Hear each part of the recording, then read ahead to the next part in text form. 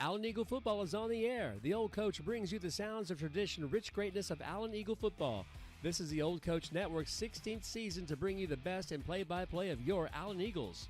Tonight's broadcast is brought to you by the Allen Americans Hockey Club, Allen Flower Shop, Allen Veterinarian Hospital, Ana Sophia's Mexican Restaurant, Boone Allstate Agency, The Butcher Group, Chicken and Pickle, Credit Union of Texas, Eagle Design Screen Print and Embroidery, Hair by Brittany, Infusal Lounge, Lobby's Pizza, Lone Star Bariatrics, Modern Family Vision, Pickle Roofing, Rodenbaugh's Flooring America and Appliances, Spazzo's Restaurant, Soul Man's Barbecue, Thrive Dental, Twin Creeks Orthopedic, and Weber Insurance and Risk Solutions. And now let's enjoy some great high school football on the Old Coach YouTube channel produced by theoldcoach.com and Carl Bailey and Chad Price.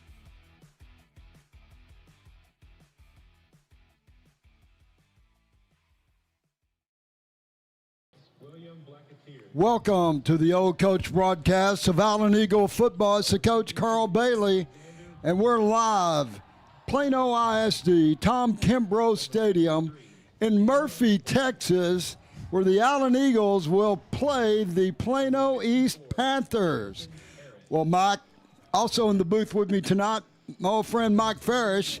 And Mike, last week, the Allen Eagles clinched the district championship with a 63-0 win over the McKinney-Boyd Broncos. And tonight, they look to close the regular season undefeated, a 10-win season.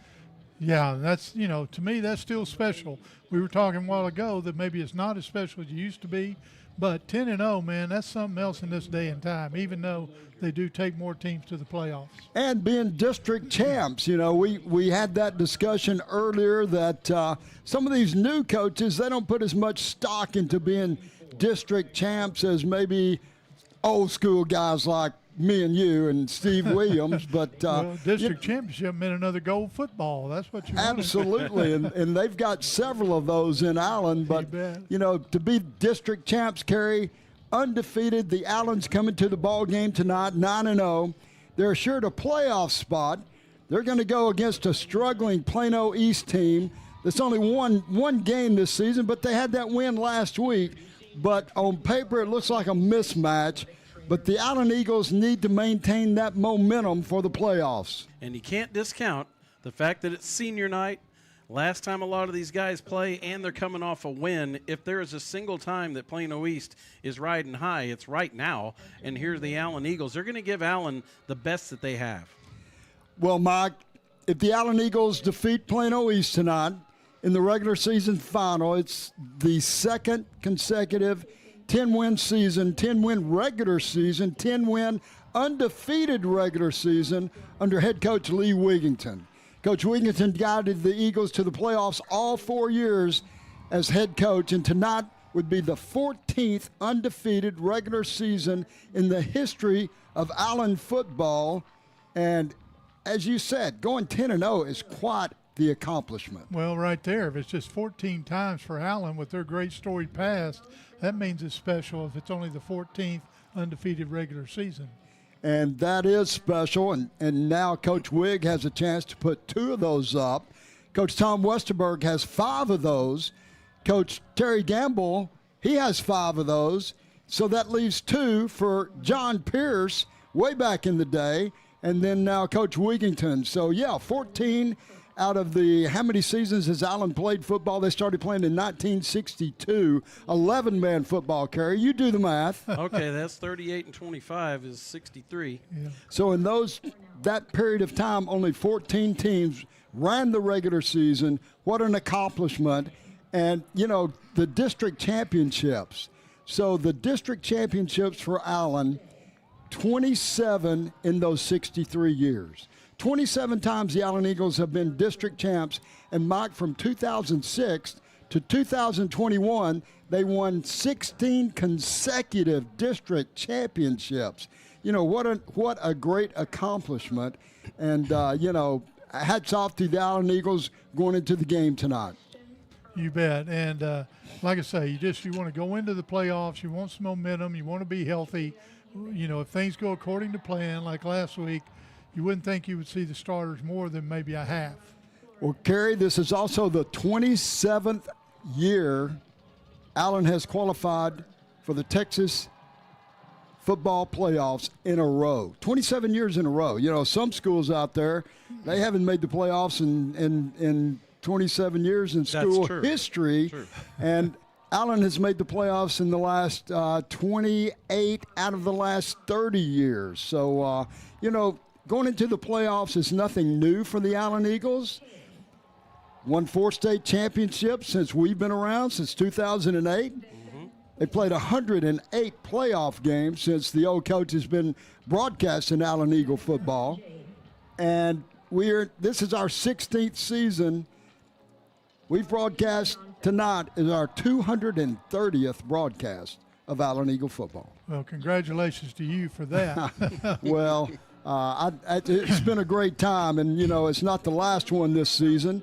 We'll start in the playoffs next week, and I'm sure everybody already knows after the game tonight, the Allen Eagles will move into the by-district round of the playoffs. They'll have a home game next week against the Louisville Fighting Farmers, and that will be good. But, Kerry, they got to close it out with the Plano East Panthers first. Yeah, the Plano East Panthers come in. Like I said, it's senior night in their home stadium.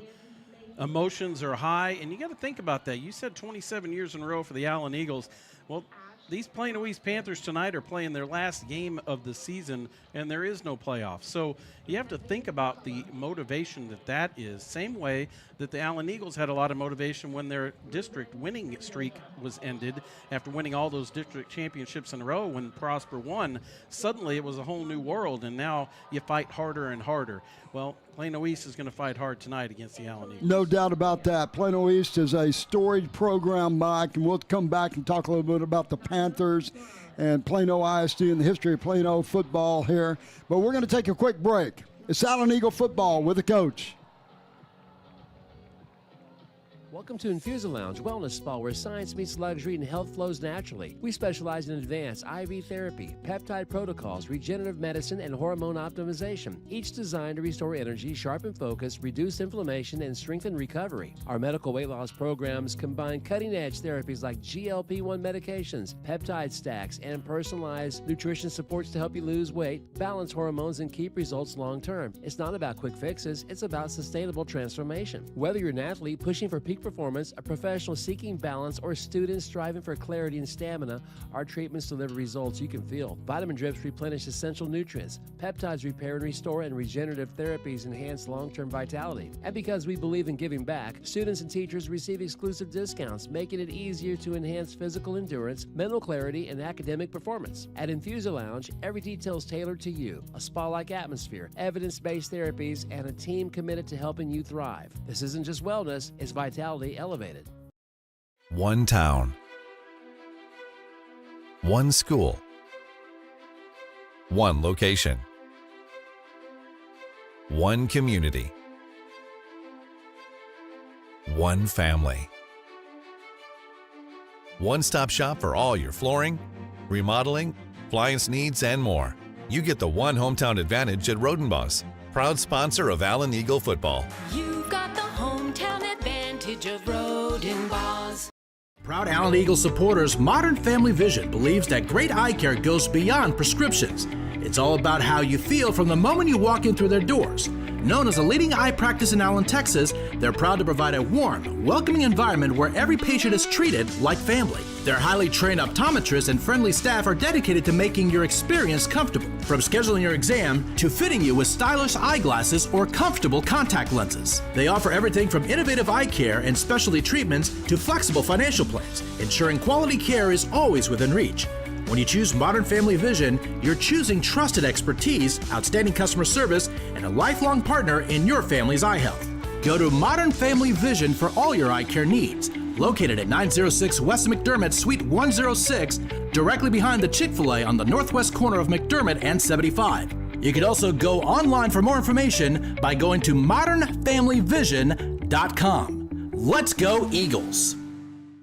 Weber Agency Insurance and Risk Solutions of Allen and Austin proudly supports the Allen Eagles. With more than 25 years of experience, we offer all lines of personal and business insurance. Our agency has one of the highest client retention rates among all of our companies. We truly enjoy building lifelong professional and personal relationships with our clients. We offer personalized, friendly service for all our customers. For more information, contact Brandon at 469-500-0771 or on our website at webersure.com. Let's go Eagles. The Allen Flower Shop has been in business since 1972 and is the second oldest business in Allen. For all your floral needs, the Allen Flower Shop will take care of you. The Allen Flower Shop is family owned and operated and is located at 102 East Main in the heart of Allen. Give them a call at 972-727-3268 or visit them at allenflowershop.com. The Allen Flower Shop says, "Let's go Eagles!"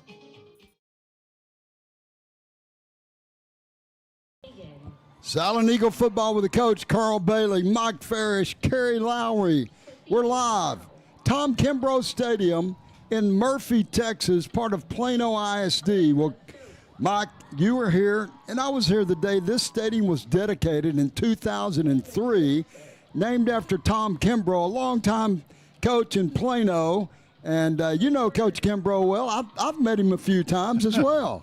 You bet. I served on his staff for 12 years and enjoyed it. And Coach Kimbrough is still working these days. He has a special assignment with the district. And don't be surprised if you see him around the district sometime. Well, Kerry, the Plano East Panthers coming to the ball game. They won their first game of the season last week.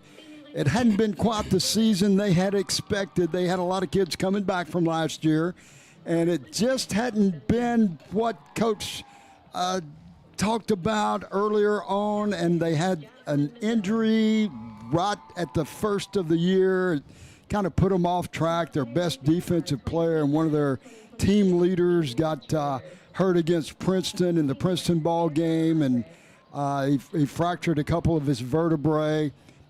Doing well, I hear. Coach said he was doing well, but you know, those kind of things really disrupt the program at times. And this is a program that has been in the playoffs several times and done very, very well and challenged Allen, maybe not beaten Allen in quite a long time, as we'll talk about later, but they have challenged Allen from time to time, and they usually do it with a high-flying offense. Well, they have a pretty good offense this season. It's the defense that has had a lot of trouble, and they've allowed more points than anybody in the district so far. Well, last week, Kerry, they had a freshman running back lead their team. He rushed for 88 yards, 2 touchdowns, and he came in, but it was the defense last week that really won the game against McKinney.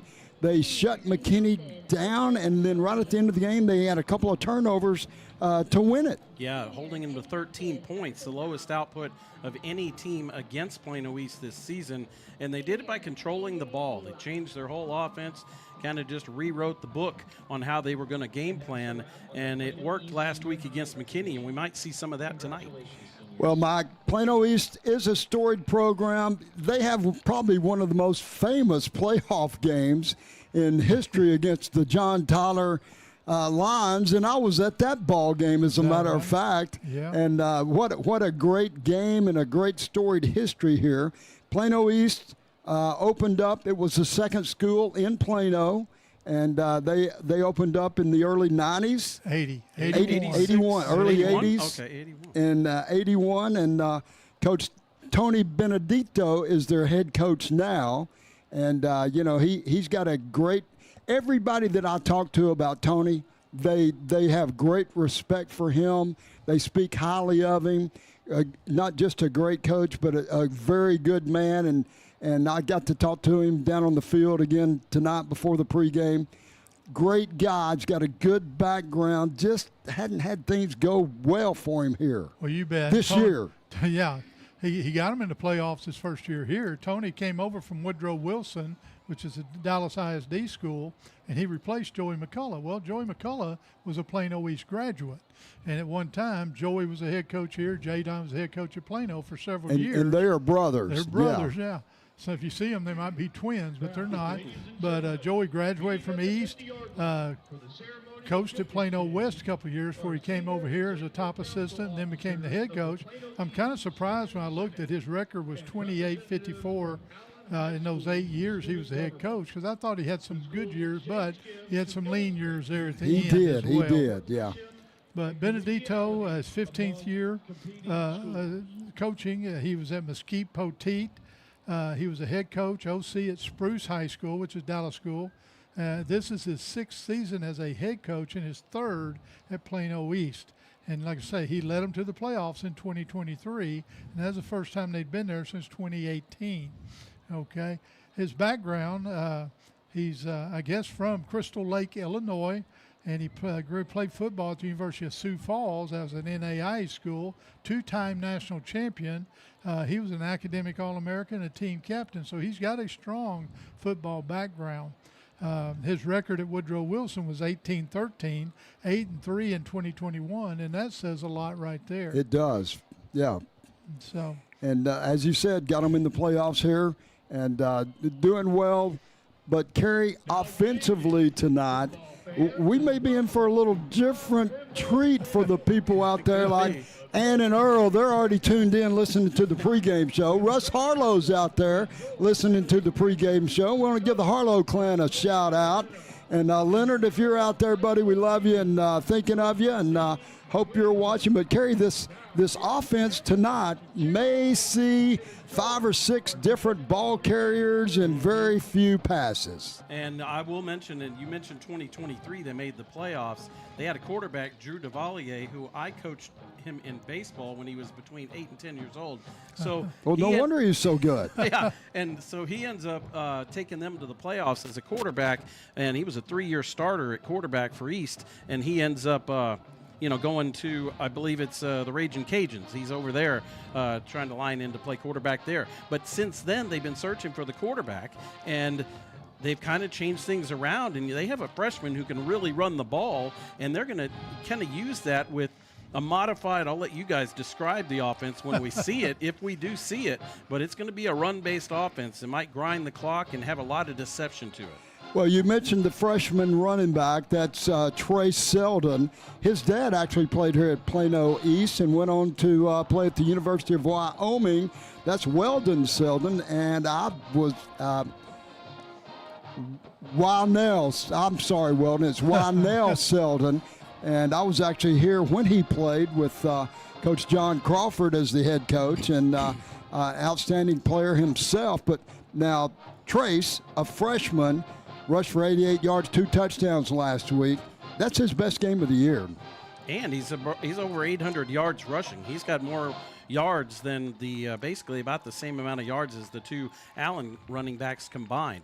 And that's kind of out of nowhere. And they still have Tommy Agee back there, as a running back as well. So a nice running attack that Plano East puts together. Well, Agee started at running back for the last 2 years, went to play linebacker, and now they brought him back. He actually plays on both sides of the ball. And his name's Travis, not Tommy. I started saying you got baseball on your mind now. I got Tommy Agee. Travis Agee, yes, he's back. And you're right, he bounced back and forth, and he'll play some defense too, I bet you. Yeah, Jackson Howard has been their starting quarterback, but we also are going to see M.J. Hagan if they run this more of a wing T type offense that we're thinking we might see. One thing that Coach Benedito mentioned to us is that Plano East has, Mike, it's become a multicultural school. And Coach Benedito said they have 18 players that represent first-generation parents from other nations, countries that have come to the United States. Yeah. And you may see some flags on the back of their helmets tonight that represent those countries that their parents came from. So I thought that was a little unique, a little different. And it's very special. That's very nice. Exactly. Well, we're going to take one more break. We'll be back for the kickoff and talk a little bit about the Allen Eagles before the kickoff. It's Allen Eagle football with the coach. Eagle Design Screen Print and Embroidery is your one-stop shop for all your Allen Eagles official gear, featuring the largest assortment of Allen Eagle merchandise anywhere, including Nike, Under Armour, and many other featured apparel brands. They have a large selection of t-shirt graphics and headwear, as well as decals, flags, and many other fun non-apparel Eagle items. They can also handle all of your class t-shirts and business needs. Located near Eagle Stadium at 705 North Greenville Avenue, Eagle Design Screen Print and Embroidery, an Allen Eagle family-owned business. Allen Veterinary Hospital, a proud Eagle supporter, has been serving the Allen community since 1986. We're now located in our new state-of-the-art building at 851 East Main Street, right next to our boarding and daycare facility, Ace Pet Resort. Whether it's your furry friend's annual and shots or to see why they're under the weather, Dr. Alan Kaufman and his staff wants to help you with all of your pet's needs. Give them a call at 972-727-8383. Oh, and my cat Kygo and my dog Rhea has something to say. Oh yeah, go Eagles! Chicken and Pickle isn't one thing, it's everything. Elevated eats from a chef-driven menu meet friendly competition with pickleball and yard games. Come experience what will quickly become your favorite local hang, an anytime spot with everything to do. We love serving up great memories and great food made right here in our kitchen. We also offer event and catering packages which are versatile, delicious, and designed to wow your guests. We are located at 1221 Johnson Road in Allen, where food and fun spill onto the court. Pickle Roofing. It may be an unusual name for a roofing company, but in a big city filled with out-of-state, unlicensed companies, Pickle Roofing is unusual. It's a family name that stands behind quality and integrity in North Texas for over 25 years, licensed and insured. Reader's Choice Award winner, Best Roofing Company, and an A+ rating with the Better Business Bureau. You don't get much better than that, folks. Pickle Roofing. Unusual name, unusually great service. PickleRoofing.com. Hey Allen Eagles! In case you hadn't heard, CUTX has a full-service branch inside Allen High School, which means all faculty, students, and parents are eligible for membership. We offer everything you'd expect to see at a financial institution: loans, checking accounts, CDs, and more. Visit the Smart Branch or cutx.org to learn more.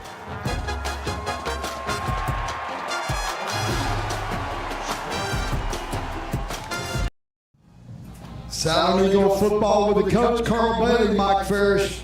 Carrying over, we're live. Tom Kimbrough Stadium, Murphy, Texas. Plano ISD where the Allen Eagles are playing the Plano East Panthers. Allen comes into the ball game tonight undefeated for the season, 9-0. They look to close this season out with an undefeated 10-0 record for the regular season, going to the playoffs next week. Bi-district game against Louisville will be in Allen, but they need to secure this victory tonight over the Plano East Panthers. Allen last week put 63 points on the scoreboard against McKinney Boyd, and that's the third year in a row that Allen scored 63. Yeah. And over 600 yards of offense last week. And I believe Boyd only had 36 yards of offense. So that's how much of the mismatch that was. But I know some of you were here for all of it, as you always are.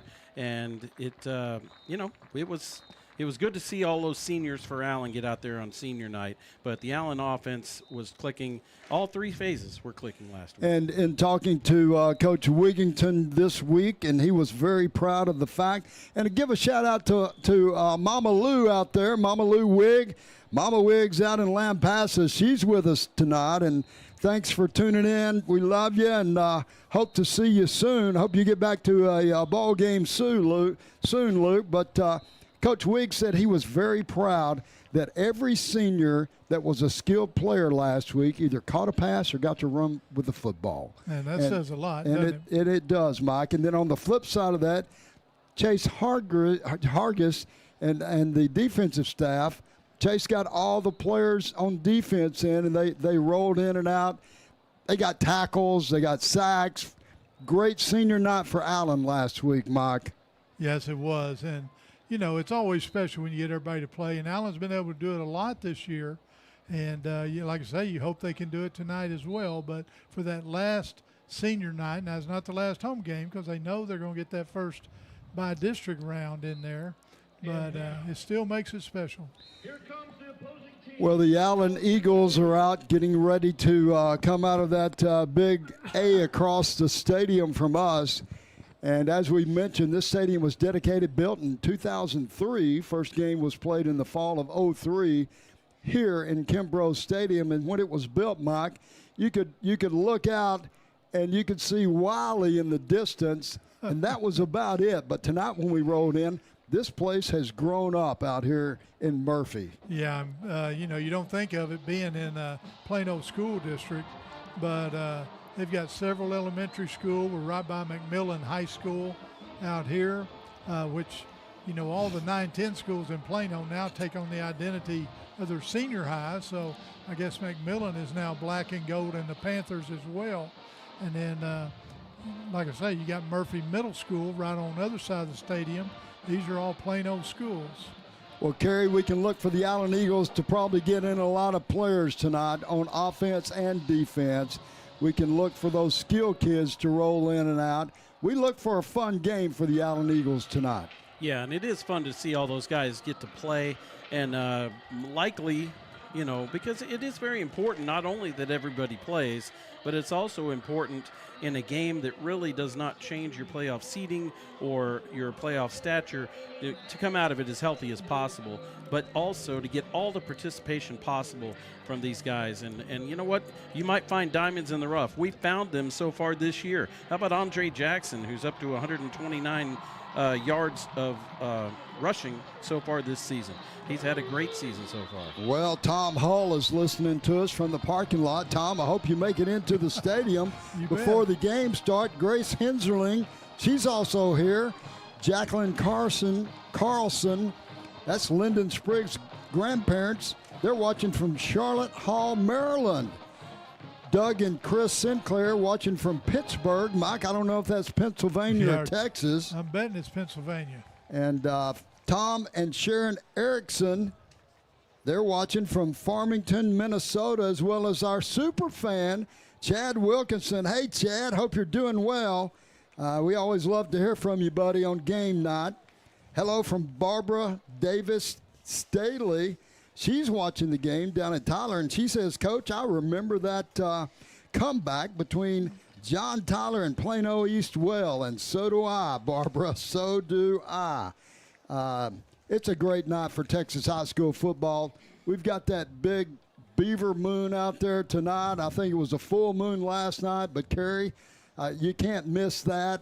No. And the weather is absolutely perfect, and I think that one of our sponsors has the weather for us. They do, and that is Credit Union of Texas. Our kickoff temperature is 74 degrees. It could get just about 70 by the end of the game, but it's very comfortable out there. There is a small breeze coming from the south to the north, and but I don't know that it'll affect a whole lot, Mike, but that was brought to you by Credit Union of Texas. Looks like they're introducing some scholar athletes of the evening. We got number 27 for Allen that's being recognized down there. Try to see who that is. Well, 27, that's Aiden Newman. Yeah. So he's a scholar athlete of the week is recognized tonight. Well, congratulations, Aiden. Man, I love that. I love it when they're able to, recognize some of the guys that put forth the school work along with all the athletic work. That's a great double dip right there. Yeah, for Plano East, it was Kesey Lopez.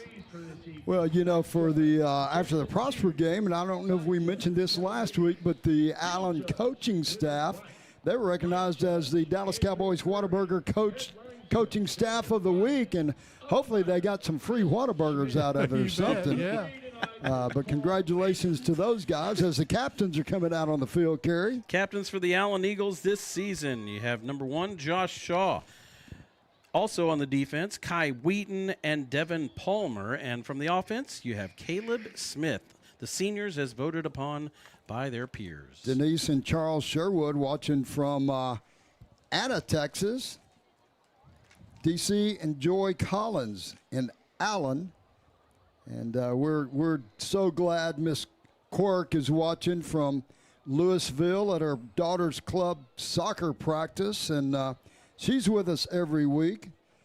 A lot of people out there watching tonight. I mentioned Ann and Earl earlier, and they didn't get out of the house to get over here tonight, but they said thanks for bringing the broadcast this week. We love to do it, folks.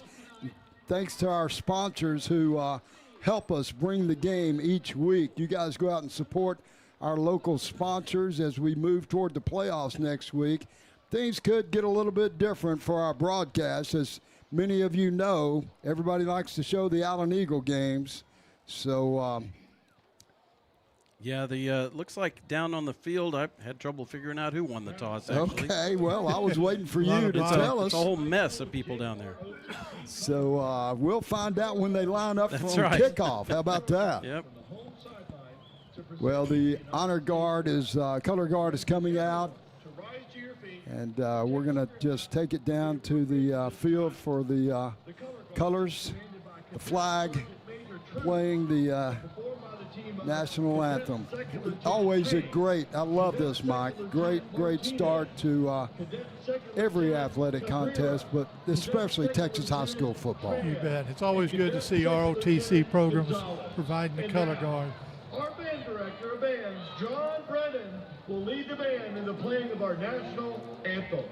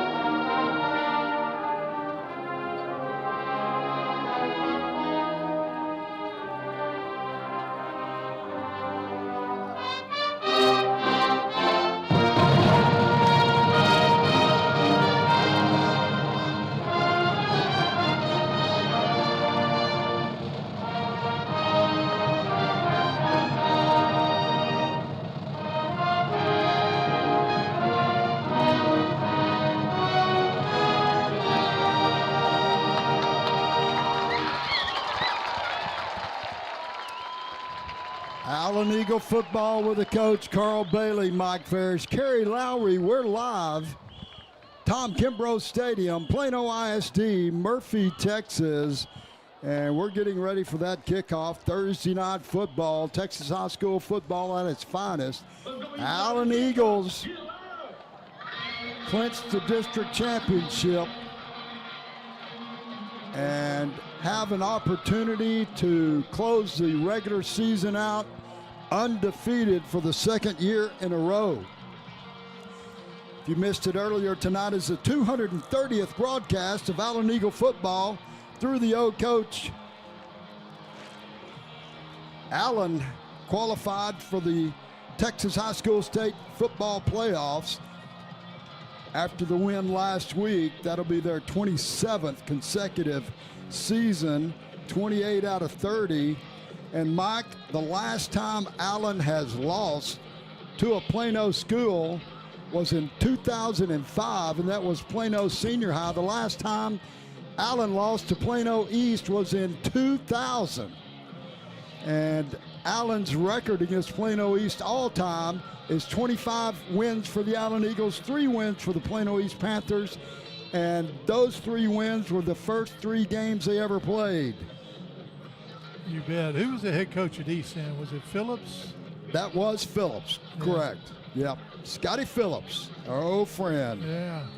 Allen had you for several years. Allen has won 59 consecutive games against Plano schools. Sam Smata is going to kick it off, and back deep is Abdullah Mahdi, and he's not going to take it. They didn't kick it to the deep guy. Instead, one of the up men take the ball. Out of bounds around the 25. Yeah, he caught it just a step from the boundary and was able to still get 5 or 6 yards. That's Kerrion Pittman, one of the starting wide receivers, a junior, on the run back. The very first coach at Plano East was Jake Swan. Jake had been an assistant under John Clark, had gone up to be the head coach at Bonham, and then came back to Plano in 81 to help open up Plano East. So Plano East will start at their 25. Jackson Howard is the quarterback. And they line up about 4 yards up to the ball quick. They've got 2 backs in the backfield, wing back, tight end right, split receiver left, going from our right to left in this first quarter.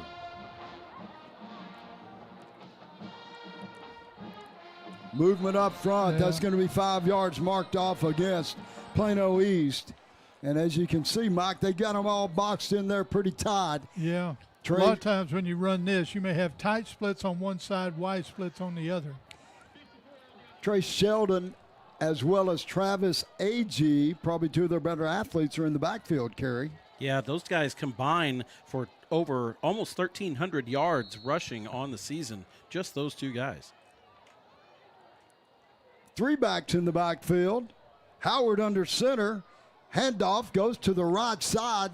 That's Sheldon on the carry. He's upended. He didn't get much. No, he didn't. You got 3 back there. 2 came to the left. The third one came back around the other side. That's what we're saying. This is Plano East offense that they just initiated last week. Shout out to our good friend Jeff Gray out in Rowlett watching us tonight. Jeff, hope you're doing well, my friend. 2nd down, 15. First possession of the ball game. Plano East got a little breeze at their back. They spread it out this time. Tight end, wing back right, 2 receivers left, 1 back in the backfield. And that's Agee. He gets the handoff going right side. He's a load. Yeah. He keeps pushing. And we got a little scrum going, and now they start going backwards. That was like a little mini pitch, like one of the closest pitches you'll see. Yeah, turn around and pitch it back and let him see that hole. So, Mike, that's one of the old coaches. You push them forward and they get the spot, but when you start pushing them back, officials blow the whistle. You still get that forward spot. That's right.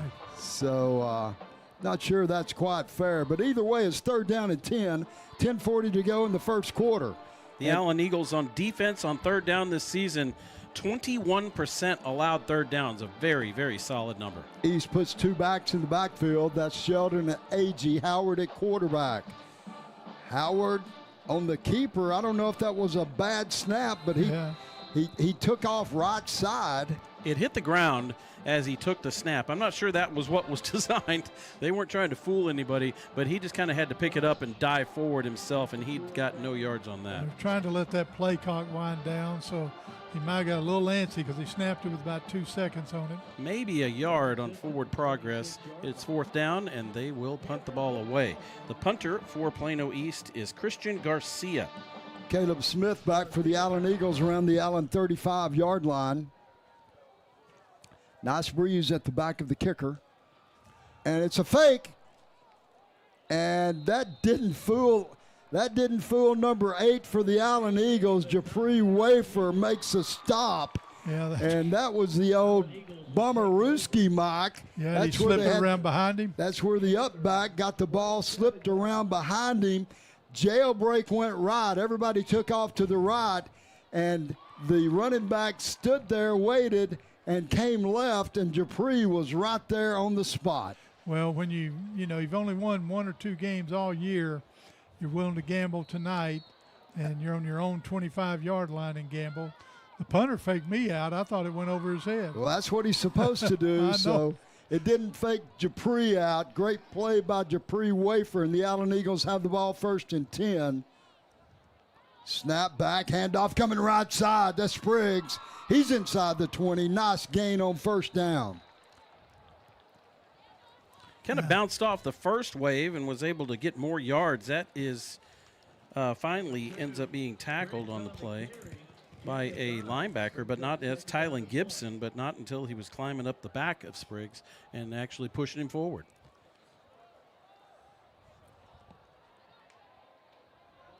Lost number, Noah Tinsley checks in the game. He slipped out there in that number 40 jersey. I see you, Noah.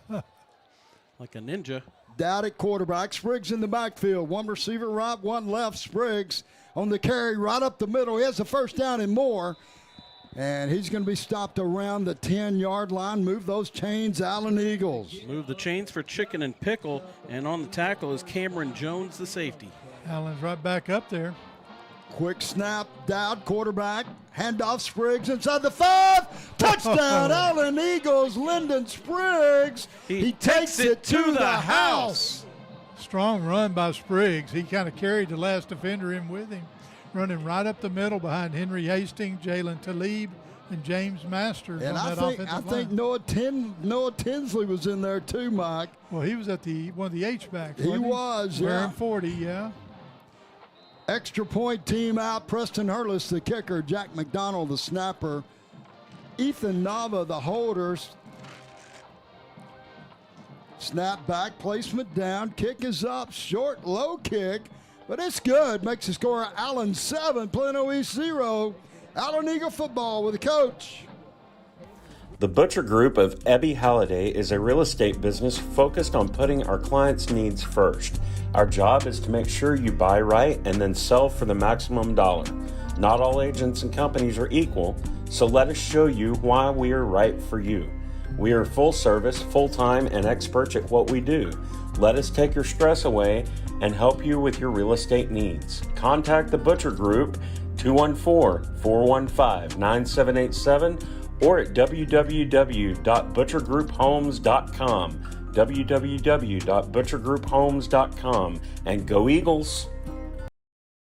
Allen Eagle football with the coach Carl Bailey, Mike Farish, Kerry Lowry. We're live. Allen Eagles take a quick 7-0 lead and carry a short field for the Allen Eagles. Yeah, they end up after the fake punt. They had 27 yards to go. It took them 4 plays, and they plow it in there with Lyndon Spriggs with a nice, powerful run, his 10th rushing touchdown of the season.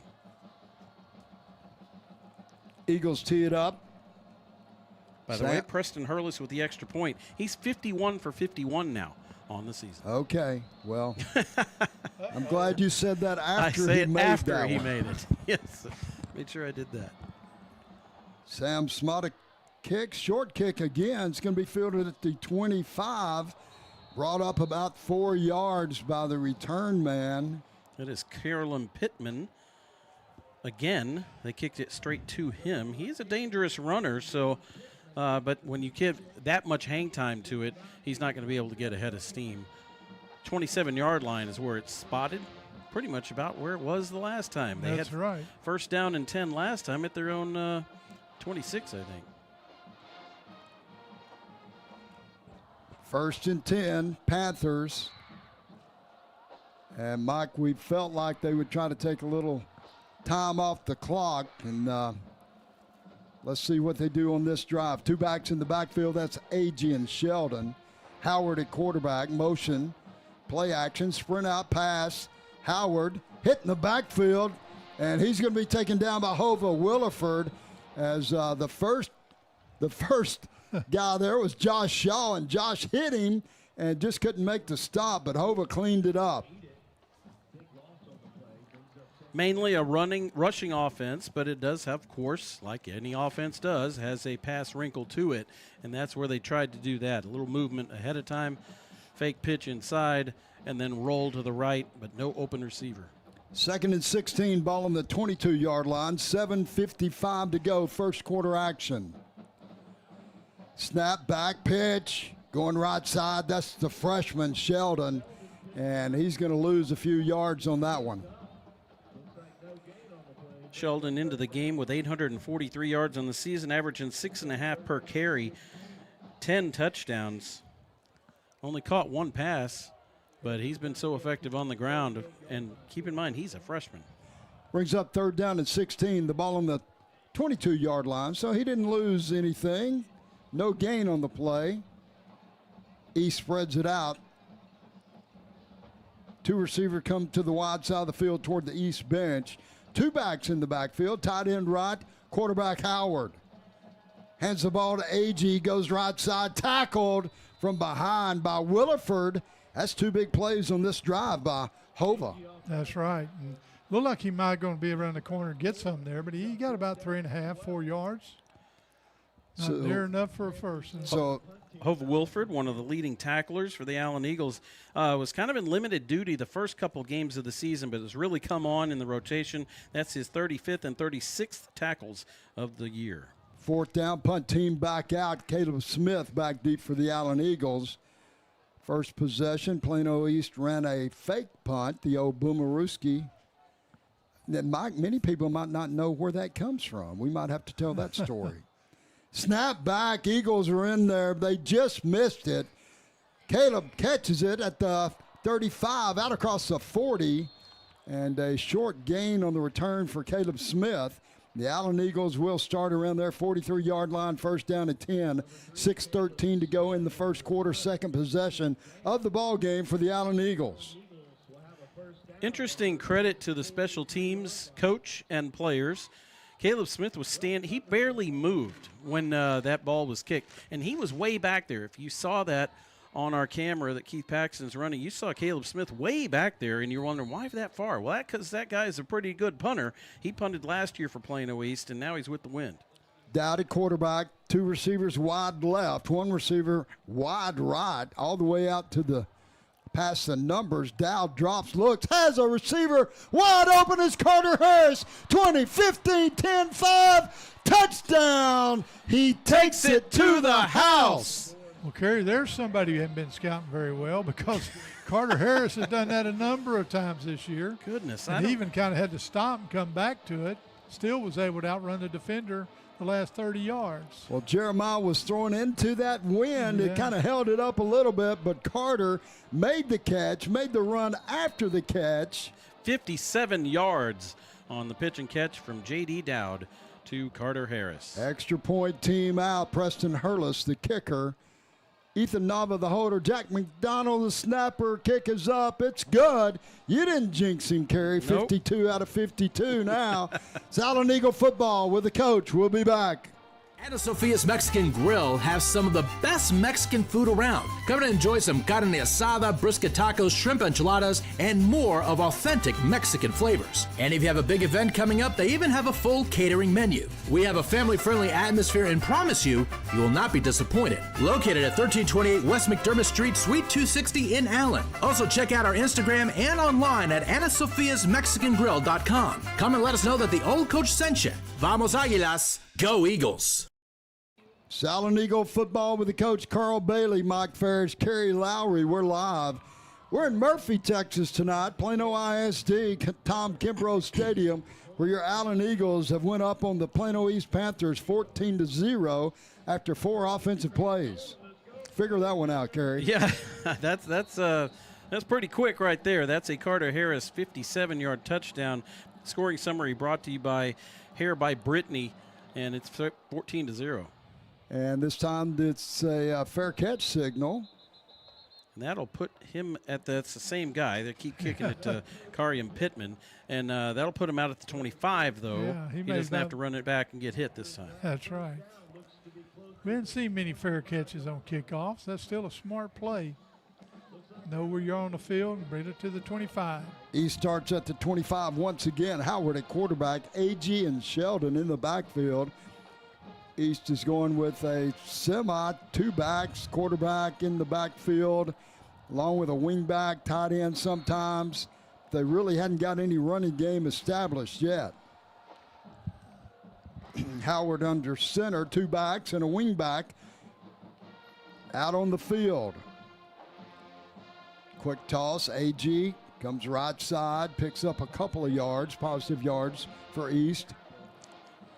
And, Kerry, we've had a couple take it to the houses already tonight. We have, and that is sponsored by the Butcher Group of Ebby Halliday Realtors, John and Nikki Butcher. Go to butchergrouphomes.com. One big giant word, butchergrouphomes.com. Great shout out to my good friends, John and Nikki. Happy anniversary to you lovebirds out there. I think they took a anniversary trip this week, and I doubt if they're listening to the broadcast. So handoff straight up the middle. A.G., he hits it in there hard, Mike. He's a tough runner. Yeah, that counter dive, he got up in there, had a decent little gap. He had a couple of yards before he hit a defender. Going to be 3rd and short for him. A.G. is like a 1,000-yard back last season, and then took the role of fullback, and with Selden coming in. Third down, around 2. Howard at quarterback. Howard's the keeper under center. Here's the push, and it's going to be close to that 35-yard line. Let's see where they spot it. Well, initially, boy, he got battered back, and then a second little surge moving to the right allowed him to pick up a yard or so. So they are going to give him a first down. They are. The ball is just on the white line as the Plano East crowd gives us big cheer for that one. First down, Plano East Panthers. Tight formation, 2 backs in the backfield, wing back left side, tight end left side, split receiver right. Little motion, little toss to the wing back. Came around in motion, and that's Berliner. He's had a few carries this year. Gabe Berliner, number 13. Didn't get much on that one, though. Second down and 7 coming up. You know, we talk about this offense. You guys can probably explain it a whole lot, but I'm going to put it in layman terms. This is the opposite of the spread, okay? Because everybody piles in the middle, so therefore the defense all piles in the middle, and then it's just tempting for a breakout to occur and end up being a big play. But most of the plays are going to end up being grind and 3 yards in a cloud of dust. Well, this isn't the traditional wing tee or anything. It's kind of a hybrid look. 2 backs in the backfield, handoff coming to the left side. That's the freshman Selden taken down, and he's going to lose about 3 on that one. It's going to bring up a third and very long. Good job by Japri Wafer. He sucked him under, and Hova Williford again, who's always around the ball. Yeah, both those guys actually did a little bit of shoulder bump after they made that play, because those are 2 lockdown tacklers right there, and 2 of the leading tacklers for the Allen Eagles. Well, he got a gracious spot on that one. I thought he was back a couple more yards. Yeah, Either way, it's third down and 11. Ball at the 33-yard line. 3 minutes to go in the first quarter. Wing back, tight end left, 2 backs in the backfield. Howard at quarterback.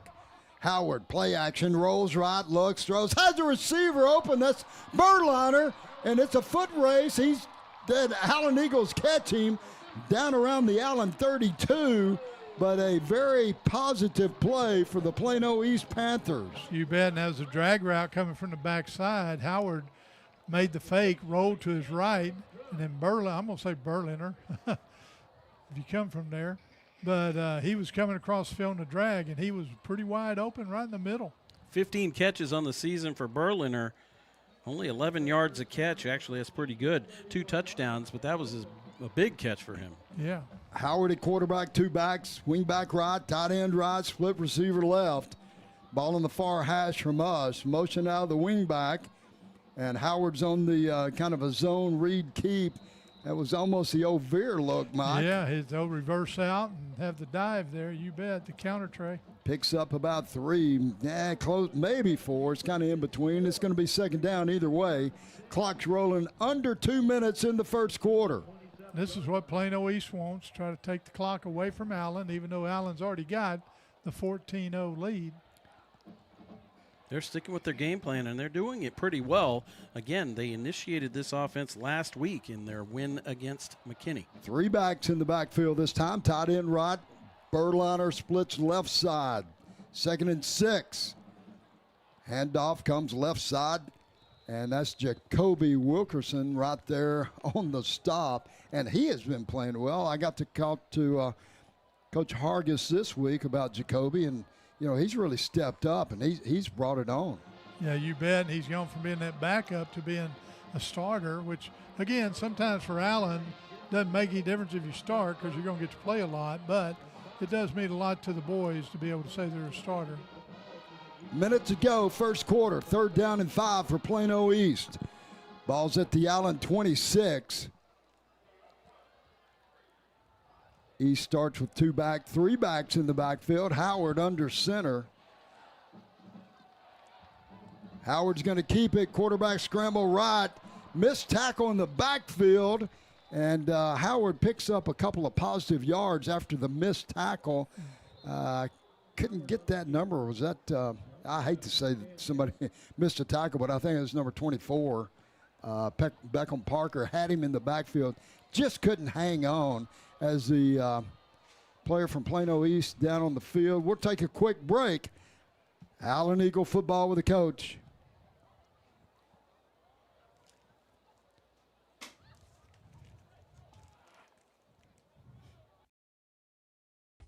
At Lobby's Pizza, you'll experience flavorsome pizzas, pastas, and more. Located at 1010 West Exchange here in Allen, Lobby's Pizza will quickly become your favorite.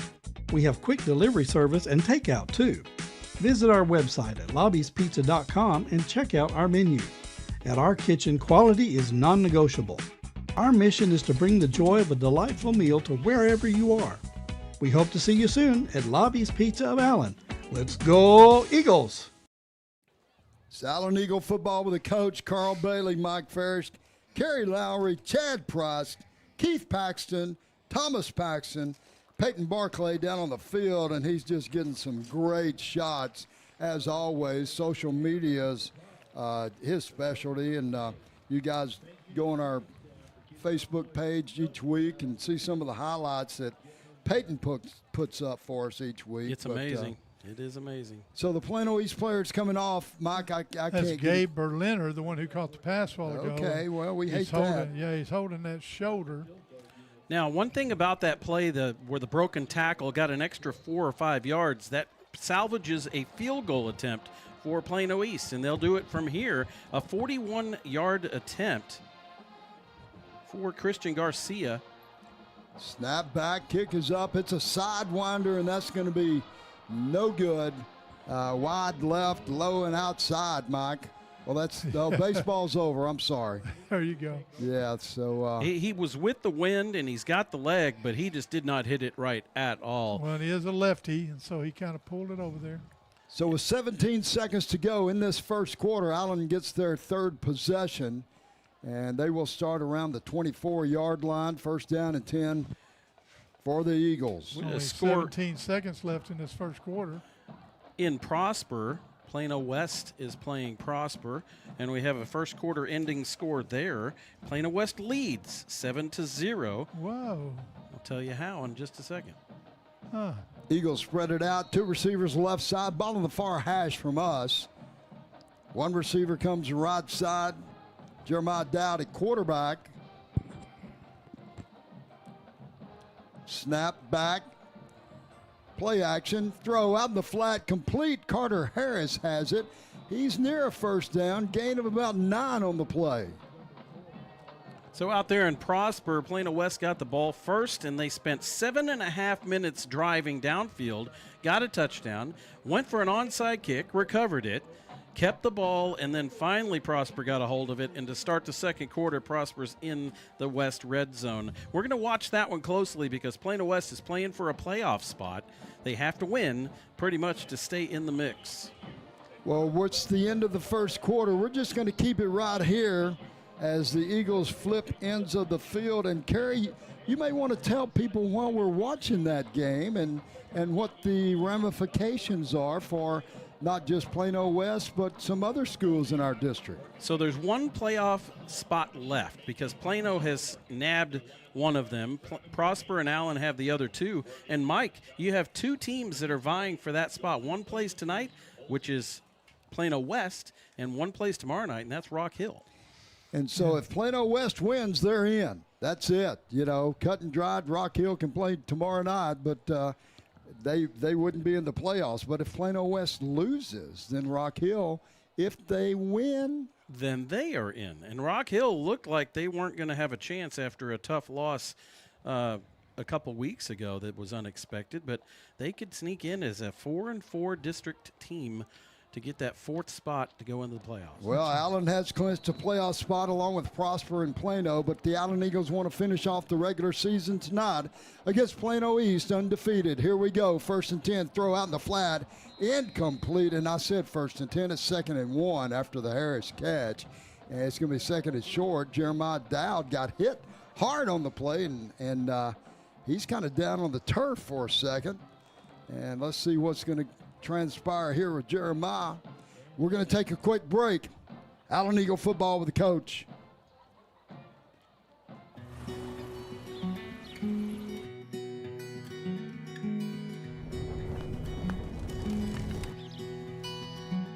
45 years ago, our family raised the bar on barbecue. We didn't change with the times because we prize family, tradition, and value above all else, and never ever being stingy with our meat. Soul Man's Barbecue, raising the bar since 1974. Allen Eagle football with the coach. We're back. Jeremiah Dow bounces up. Mike Harrison, our great trainer, we call him Doc. He's been around for a long time. I think he's the most tenured Allen coached in the football staff now. He's been here. But Doc and his staff take Jeremiah out. Ty Snell checks in the ball game. 3rd down and 1 for Allen. Ball's at the 33-yard line of the Eagles. 2 receivers right. Wing back left. Handoff coming left side. Spriggs has the first down and more. Out across the 40. First down, Allen Eagles. Move those chains. Move the chains for Allen Flower Shop. So Jeremiah's back out on the field. That's great to see, Mike. He was out one play, and he's back in. I was hoping he just kind of had the air knocked out of him that previous play. Snap back. Dowd rolls right, looks, wants to throw. Now he's going to keep it, and he dances out of bounds after a short gain. He did not try to take on the the corner out there. To try to turn it Well, and he upfield. was sprinting to his right. He kind of wanted to throw it, but his left-handed quarterback sprinting right for his life. It's kind of hard to turn your shoulders, get your feet under you, and get a good throw. Josiah Johnson splits right side. 2 receivers left side. That's Harris and Caleb Smith. Dowd at quarterback. Spriggs in the backfield. Motion by Josiah Johnson. Dowd drops, looks, throws. Smith, incomplete, but there's a flag coming out. Right as the ball was approaching, the defender reached and kind of spun one of the shoulder pads of Caleb out of the way, and it was pretty visible, wasn't it, Mike? I think so. That was Court Widener, who had made a good play before up the field here. Nearly intercepted the pass. And like you say, he did kind of spin Caleb around. So that was about 40 yards downfield, but it's not the NFL. It's not a spot foul carry. No, it's 15 yards and a first down. Sometimes I wish the NFL would go to that because I get tired of a Well, I'll tell you what. 50-yard penalty. But 1st and 10, Allen. Ball spotted at the 39-yard line of Plano East. Eagles start second quarter up 14-0. Josiah Johnson splits right side. Samaji Johnson splits left side along with Grant Abercrombie. Snap back and Dowd fumble, and he goes down, covers it up. Looked like he was trying to hand the ball off to Lyndon Spriggs. It just didn't happen. Dowd covers it up. Flag is out on the field, though. Let's see what this one's going to be. Offsides on Plano East. Well, Eagles catch a break on that one. It was going to be a loss of about 6 or 7 for the Eagles. Instead, they get 5 for the penalty. Bring up first down and 5 for Allen. Spriggs in the backfield. Josiah Johnson splits right side. Samaji Johnson in the slot left. Grant Abercrombie wide left. Snap back, handoff. Spriggs comes left side. Turns it up. Really no gain on the play. Yeah. had a player hanging on for dear life to him, one of the linemen. That's number 90. That is Matthew Curtin, who was laying on the ground getting drugged just a little bit. But he stuck with it. Eagles up quick. Johnson splits left. Abercrombie Smith go right. Spriggs in the backfield. Play action. Dowd looks, scrambles, throws, has a receiver complete on the sidelines. That's Grant Abercrombie. He comes up with a nice catch. First down, Allen. Abercrombie running a little comeback route. That's his 7th catch of the season. Now he's over 100 yards on the year. Sophomore. He had a couple of catches last week in the ball game. Sure did. Move those chains for the Allen Eagles. Let's move them for Eagle Designs. Eagles go up, tight bunch formation, 2 receivers right, 2 left, Spriggs in the backfield. 10-10 to go in the second quarter. Dowdy quarterback, snap back, handoff, Hambrick. Hambrick hammers ahead for a couple of yards. He stood up. Well, they're still moving the pile. He kind of danced in the hole a little bit and then decided to go forward again. As much as I like to see that extra gain there, he was stopped in his tracks for at least 2 seconds, yet no whistle. So I kind of wish there was a whistle there. But ends up being 6 yards. In the red zone now are the Allen Eagles. They come into the game at 84.7% in the red zone efficiency, and they already have a red zone touchdown tonight. So they are going to add on here. 2nd and 5. Eagles split 2 wide left. Dowdy quarterback, Hambrick in the backfield. Samaji Johnson in the slot left. Grant Abercrombie splits wide left. Extra offensive lineman on the field. Hambrick gets the carry. He goes in the end zone. Touchdown. 2 Panthers Hambrick with him. scores. From 14 yards out, it looked like he was going to be stopped a couple of times, but he just powered ahead, and the Allen Eagles back on the scoreboard. Keeps those legs churning, and like I say, you had 2 Panthers just along for the ride. They need to pay bus fare. Extra point team out. Preston Hurlis, the kicker. Jack McDonald, the snapper. Ethan Nava, the holder, snapped down. And it's up. Kind of a sidewinder there for Preston as well. Kicking with that win, but it's good. Makes the score Allen 21. Plano East nothing. It's Allen Eagle football with a coach. Spazzo, Allen's family-owned neighborhood Italian restaurant, offers casual dining with handcrafted meals at affordable prices. A full-service bar, an outdoor patio. Great food with excellent service makes Spazzo the place for watching Allen Eagle football.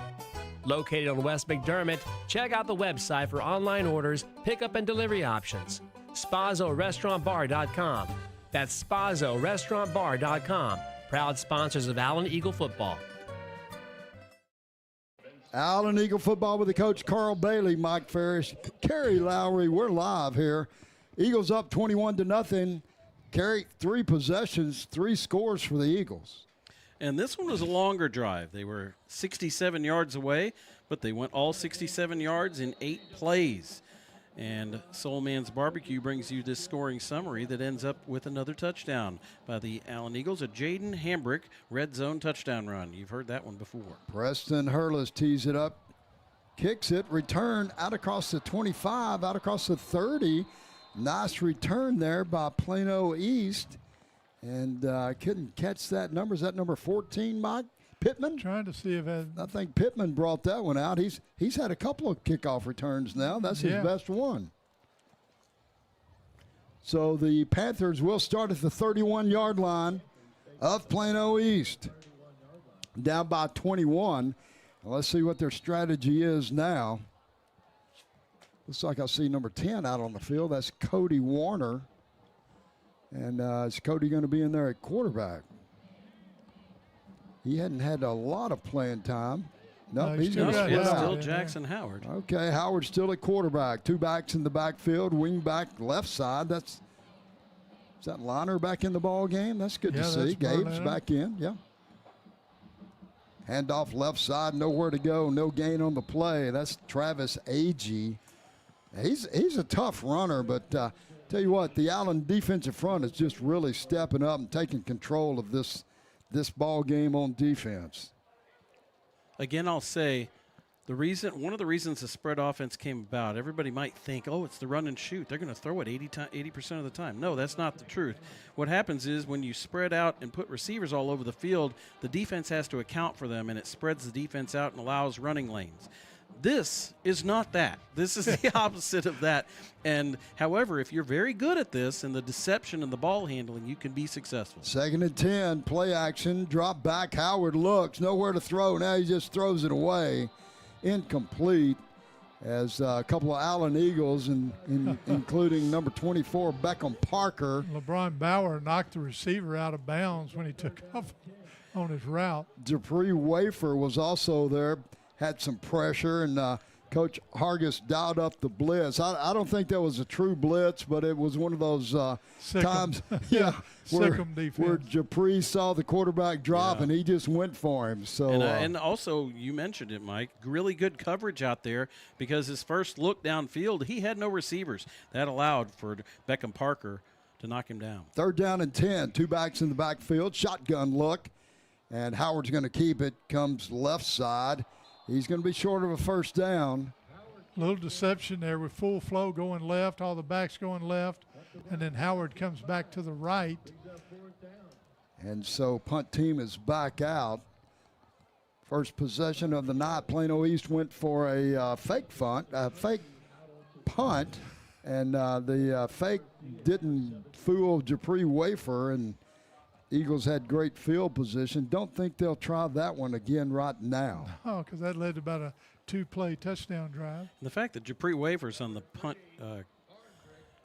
block team is, you have your best tackler out there. That was just a tough choice for the fake punt. Caleb Smith back for the Allen Eagles around the Allen 35. And play clock, I don't know if a play clock ran all the way down or okay. Well, they did signal delay a game, so yes. Now he's going to punt into the wind, so they certainly didn't do that just to try to, get yardage for the punter. He's going to have a tough road here punting. He's good though. Well, we'll see how good he is here, Kerry. Here comes the rush by the Eagles. Short kick, and that's out of bounds somewhere around the 35. It went off the side of his foot. After a 40-yard punt with the wind, we're staring at less than 10 yards on this punt. And they're going to give him a generous spot somewhere around the 38. That wouldn't even been a 1st down. That's a 7-yard punt. And it did go off the side of his foot. That was not a wind problem. That was a, oh my gosh, I'm going to get that was a hurry up problem. Rush problem. Yes. Missed it. So credit to the special teams for Allen causing that, the little rush there. Yeah, and he's not a rugby-style kicker either. Ty Snell in at quarterback for the Allen Eagles. Eagles spread it out, 2 receivers right, 2 left. 1st and 10. Spriggs in the backfield. Spriggs on the carry. Left side, he burst down the field. 10, 5, touchdown, Lyndon Spriggs. He takes it to the house. 38 yards for Lyndon Spriggs. So another quick scoring drive by the Allen Eagles. I don't know if you can get quicker than that. No, you can't. Yeah, if he had a jitterbug there about the 10-yard line, it'd been even quicker. Didn't get that wide receiver who had a block going on down there. So I have a correction to make. That's number 47, and I apologize. Colton Miller is the kicker, as Preston Hurlis, he hadn't been out there tonight. That's just my mistake. I missed that. And so Hurlis didn't have the earlier one either? I thought he was out there earlier, but somebody corrected me on the broadcast and said he isn't playing tonight. And well, he is so left-footed. I know that was Miller on that kick, and it's good. Makes the score Allen 28, Plano East 0, and we'll check on that. And I appreciate you telling me. So now the Allen Eagles, they took it to the house again. Take it to the house, brought to you by the Butcher Group of Ebby Halliday Realtors. John and Nikki Butcher. You want to rent? Call them. You want to buy? Call them. You want to sell? Call them. You need to kill time on a Saturday afternoon looking at houses. Call them. Exactly. They'll end up talking you into it. So it's not going to the animal shelter. Don't go there if you're not going to go home with a dog. Well, don't meet John and Nikki unless you're going to settle on a house. I do think Colton Miller has been in the entire time. So thank you to the kick by Miller's fielded around the 12 by Selden. He goes left side, and ball comes out. Big hit out there on the field. Let's see if the Eagles come up with this one. The kickoff team says they did, and it looks like the Allen Eagles come up with a turnover on the kickoff return. The freshman puts it on the turf, and the Eagles will have the ball in great field position. And one of those big hits there was by number 87, I believe, up from the JV team, Travis Dooley, a sophomore. He made a big hit there, Mike, and the ball suddenly is on the ground. I hope he gets credit for that. Yeah, and Dominic Butler was playing official. He was motioning for Allen the whole time. Well, a shout-out to Major Thomas and his better half, Michelle. They're out there watching us on the big screen tonight. And, Michelle, God bless you. I know what you have to put up with. And actually, the Eagles did not get the turnover. Yeah. And Plano East, although the Eagles came up with the ball, Plano East, it was determined the player had either they caught him down on the field or for some reason the Panthers maintained possession. First play is a penalty for the Panthers, 5 yards marked off. They've done that a couple of times tonight, haven't they? Shout out to Valerie and Jesse. They're out there tonight, and sending our prayers out for Jesse from Amarillo. He's been under the weather for sure, and we hate that. So 2 backs in the backfield, split receiver left, toss coming to the right side. Eagle defense right there. And as our old friend Major Thomas would say, that was a host of Eagles. He wouldn't say that. No, he would say a convocation of Eagles. I still had never looked that up. I just trust Major. Well, of course we're going to trust him. Thad Dingler wants us to give a shout-out to Balding Eagle Alan Wright. Alan had a little knee surgery, and we hope he's doing well. And we know that he'll be back pretty soon, probably for that playoff game next week. Mark and Melinda Kaufman, Jordy's parents, are watching us tonight. Doug Trent celebrating his 80th birthday. And happy birthday, Doug. Howard rolls right, looks, throws it away as the Allen Eagles, Hofa Williford was right there. Hofa's playing a heck of a ball game already. He was closing in a hurry on Howard rolling to his right. Yeah, Doug Trent, he's celebrating 80. Kurt and the families out there, we appreciate those guys giving us a watch. And Don Butler was deep, covering the receiver that was probably intended there, but they didn't throw it against Dom.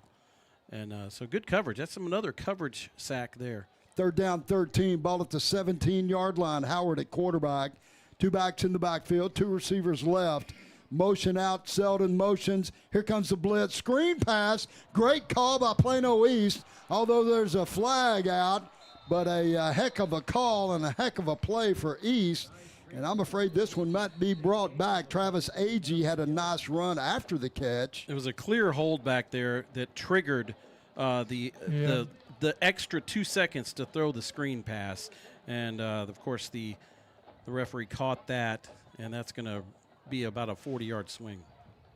Howard was backpedaling pretty quick, but it was well executed. And, of course, Allen's been so aggressive on that defensive front, they thought they were going to get him. Boy, this is going to bring up a 3rd and a long and forever. Way. How about 3rd and 24? 23. You're the math guy. Ball's at the 7-yard line. 23. 3rd and 23. Let's call it 23. 3rd and 23, 5:40 to go in the quarter. 2 receivers right, 2 backs in the backfield, handoff. Nope, Howard's going to keep it going left side and taken out of bounds on the far side of the formation by Dom Butler, the sophomore. Chased out to lane 1 on the track out there. And I want to give credit yet again.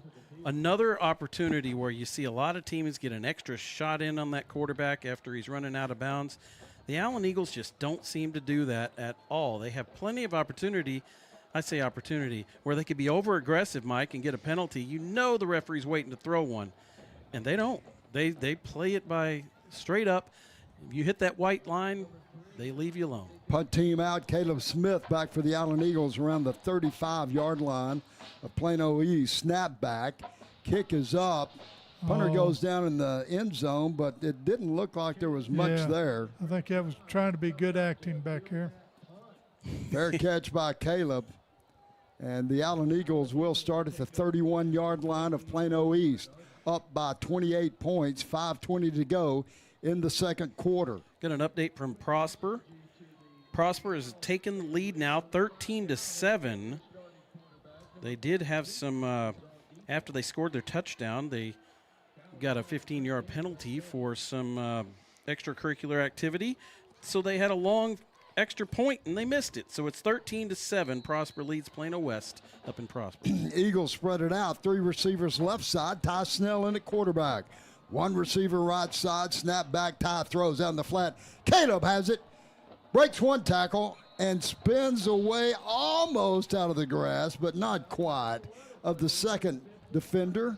Caleb picks up about 6, but every time he gets the ball, it can go for a long one. That's an exciting 6 right there. Landon Weeks on the tackle. 2 receivers right, 1 left.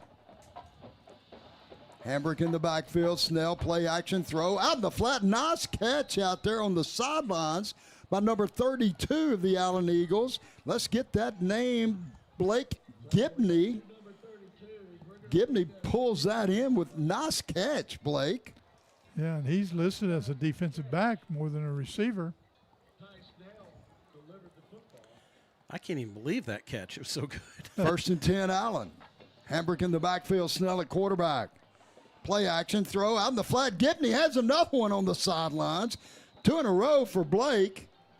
And the Eagles move the chains again. Well, it's good ball handling back there by Snell to make the fake, and then had a quick release to Gibney out there. Boy, that is Gibney, and he is a defender. You said it, Mike, and suddenly he's a key receiver.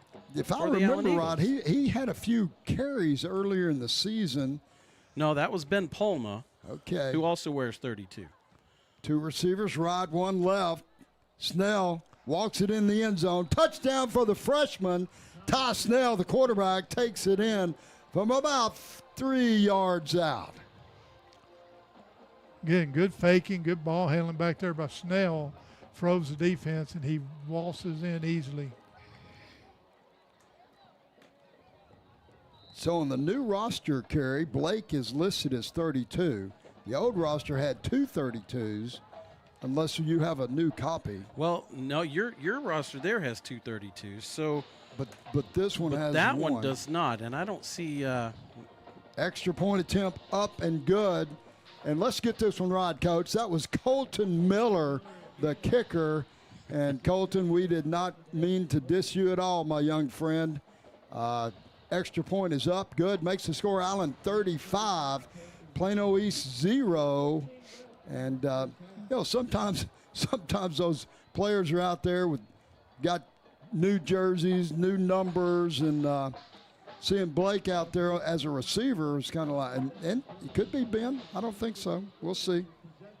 No, I think you're right, though. I think it's Blake Gibney, who he was playing some defense last week, and he's a very tall, athletic guy. Ben Palma is a little more, kind of a squatty runner. So I've got a Ashton Wiley, number 32.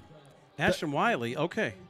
Well. Okay, thanks. That Ashton was not on the roster that we have tonight, so we appreciate that information. We will make that change. Colton Miller kicks it, fielded by Selden, out across the 20, up to about the 23, 24.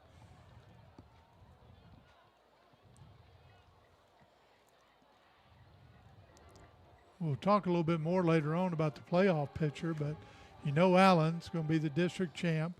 Plano has their open week tonight, so they'll be the other large school representative.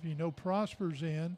They'll go Division II, and then that 4th spot's still being decided.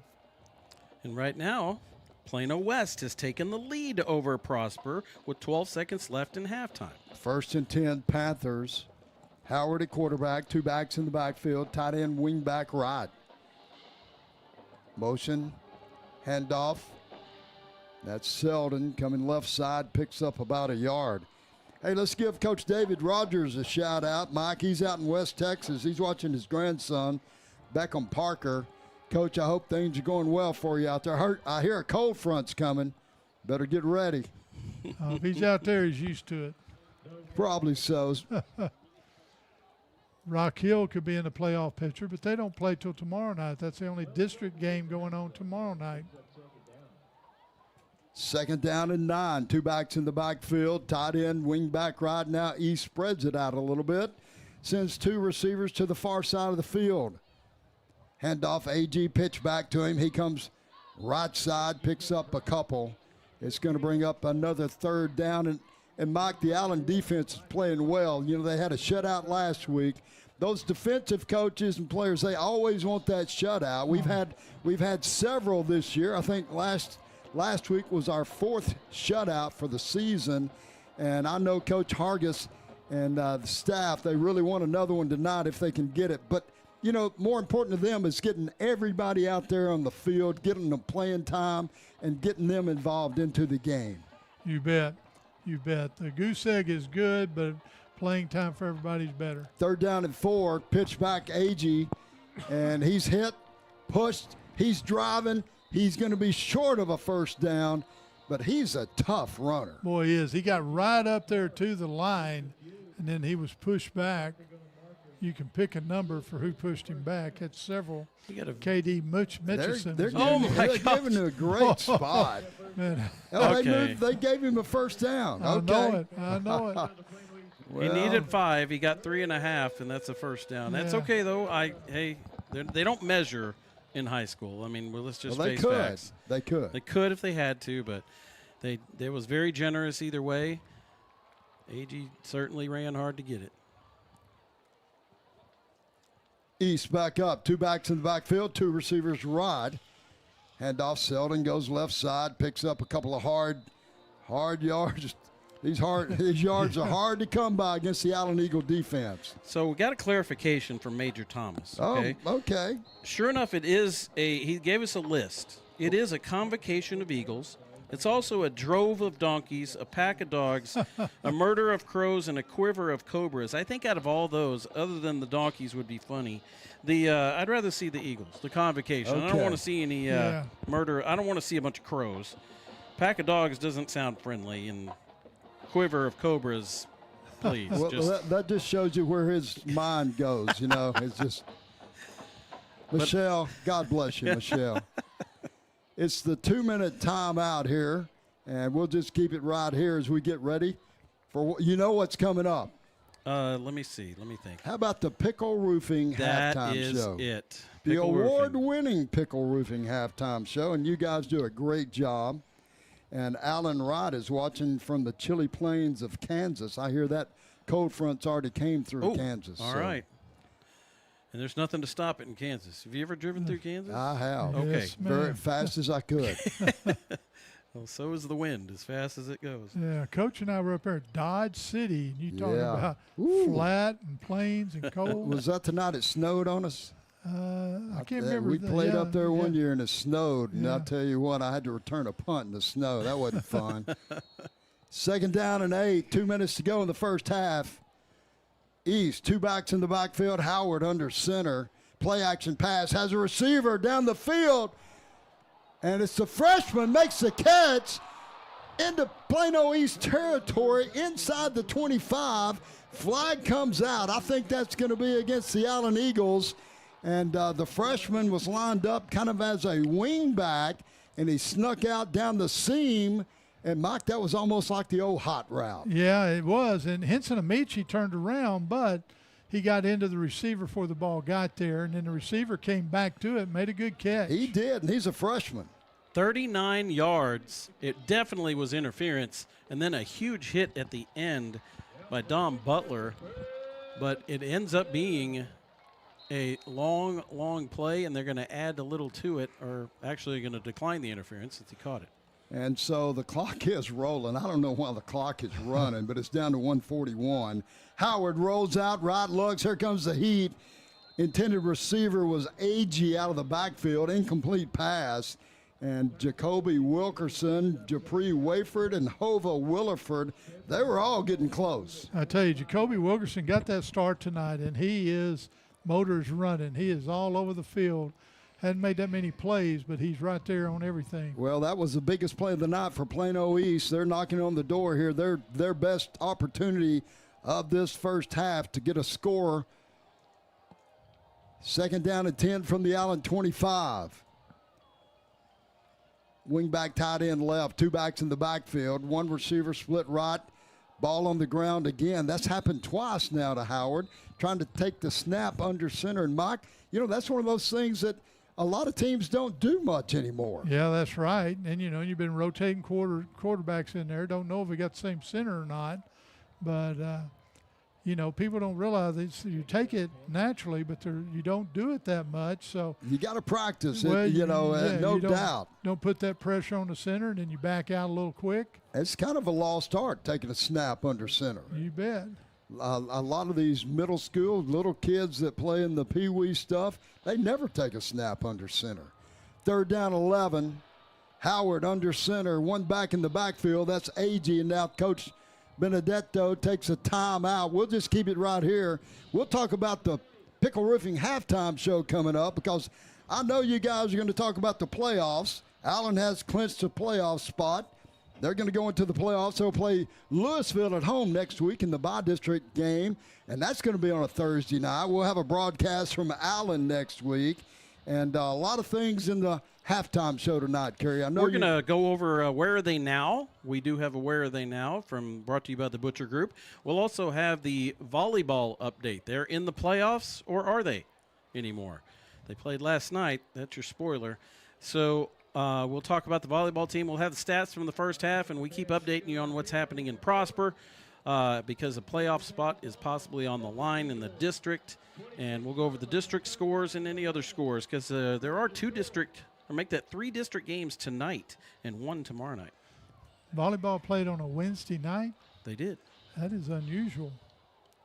No, I'm sorry. They did not. They played on a Tuesday, and then they're going to turn around and play again tomorrow night. Okay. So that just blew the spoiler. They have advanced in the playoffs. That. They have that's third and 11. Good. Howard pitch back, reverse, going left side, and a nice open field tackle. There's a flag on the play. That was Pittman on the reverse, and we'll see what the flag's about. It came out from the side judge over there. Had a couple of receivers downfield blocking. Coach Wigington's out there getting the scoop. This is the last regular season ball game. The Allen Eagles played 10 this year, including a one that got canceled at halftime, but we counted it as a win because the score is 38-0. That's right. And so this will be the opportunity for the Allen Eagles to go undefeated in the regular season. That would be the 14th time in Allen's football history to go undefeated in the regular season. And Mike, going undefeated is quite a feat. Well, it is, especially when you play the competition Allen plays year in, year out.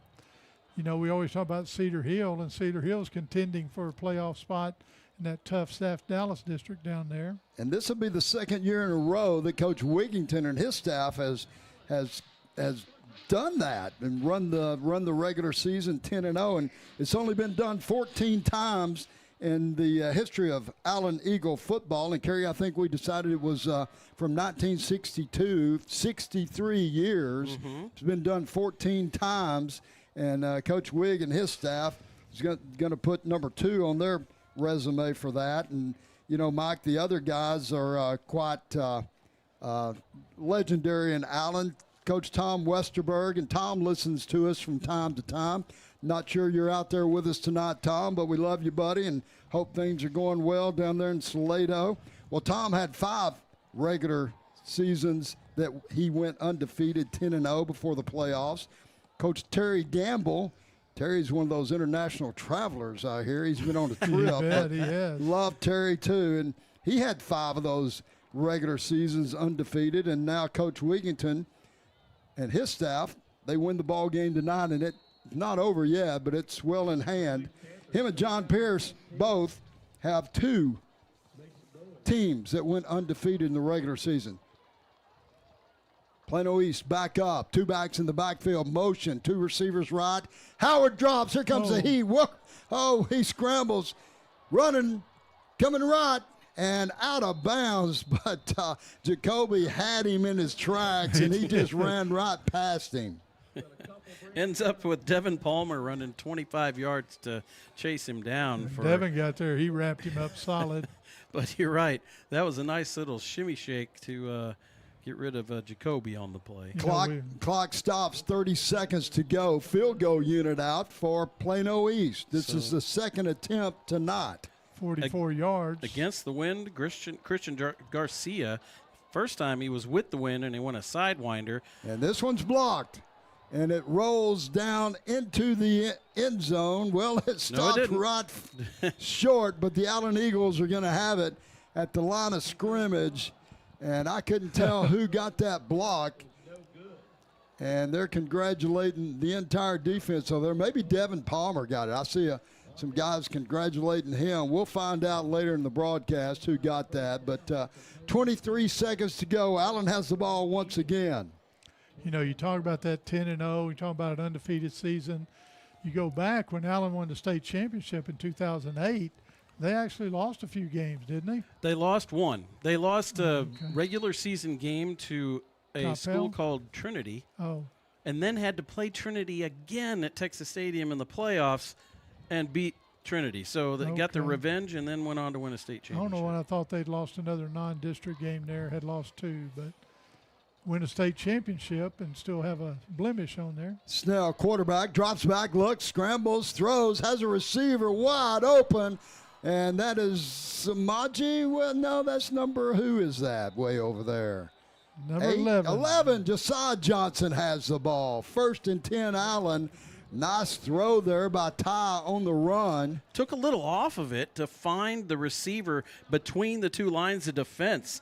Give credit to Ty Snell for a little touch on that pass. Josiah Johnson's first catch of the game, his 42nd catch of the season. Again, you got to remind yourself that Snell is just a freshman. Eagles take a timeout, and I'm sure people are out there going, there's 11 seconds to go in the half. You're up 35-0. Why are you taking a timeout?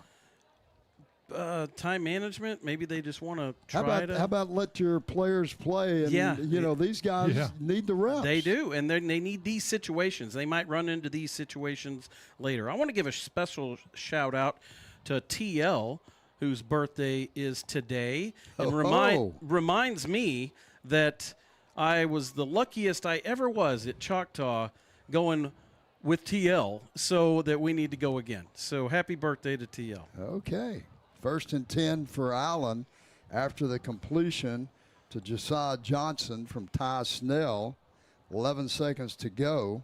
By the way, Josiah Johnson's number is 11. Okay. And now there's 11 seconds left.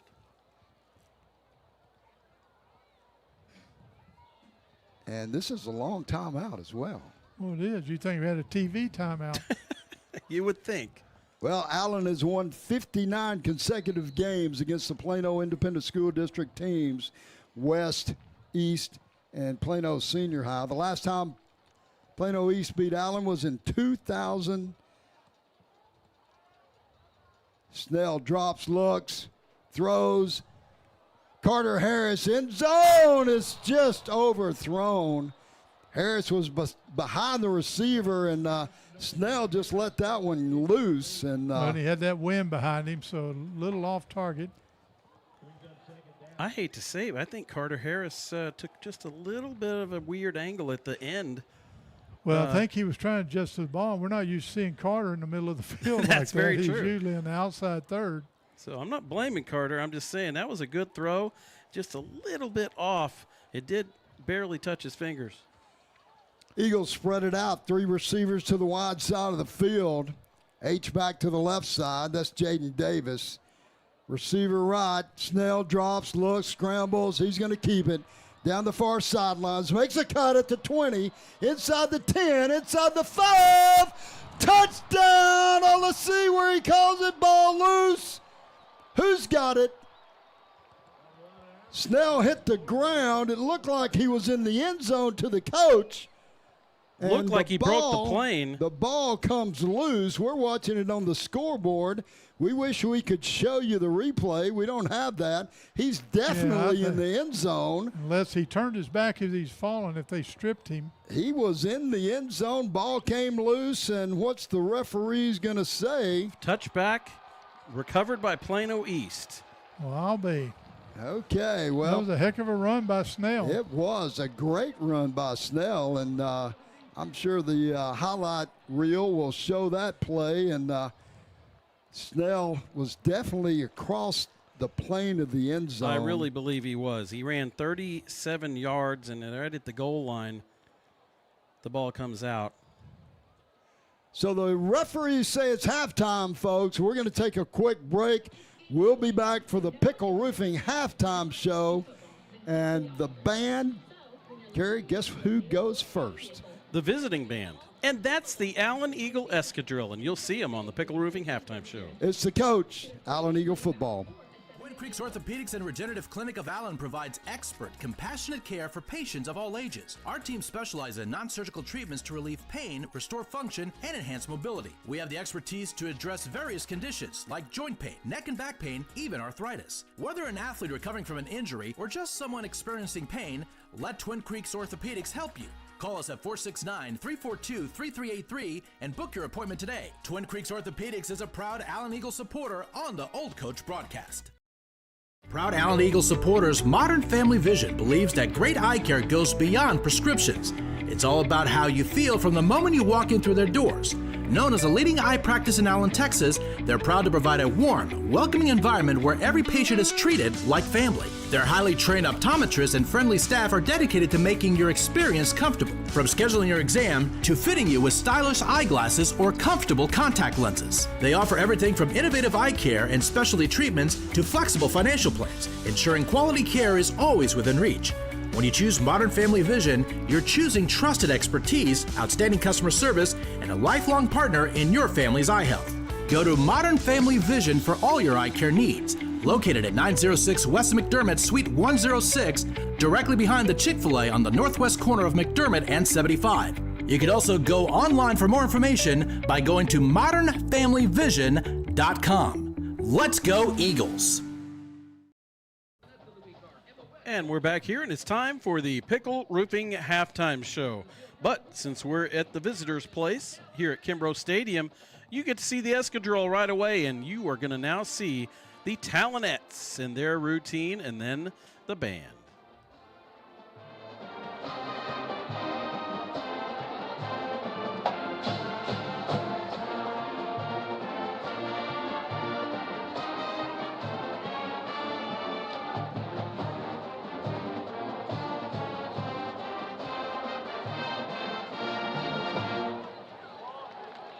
The Talonets will be traveling to California to perform in the Tournament of Roses as part of the Escadrille.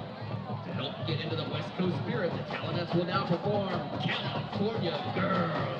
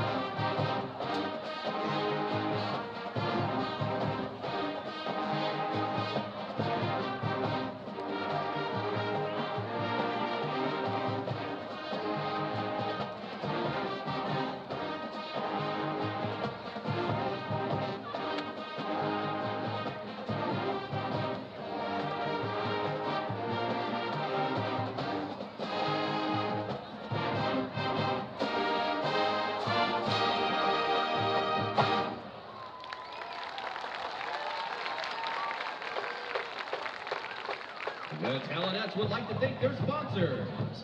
Oh, Hell Contractors, your roofer in Allen, and Gloss Collective. Junior varsity color guard member of the week is Finley Rushing. Varsity color guard member of the week is Kaylee Pitchler. Color guard officers for the 2025 season are Lola Suarez, Karina Clothier, Kyra Williams, and Nate Rogers. The Allen Band is proud to present part 1 and 2 of our 2025 contest show entitled Beneath the Waves. Tonight the band will perform Aquarium from Carnival of the Animals by Camille Sanson, Beneath the Waves by Carol Britton Chambers, and Infinite Oceans by Oliver Davis. Music is arranged by Carol Britton Chambers, Russell Wharton, and Tanner Leonardo.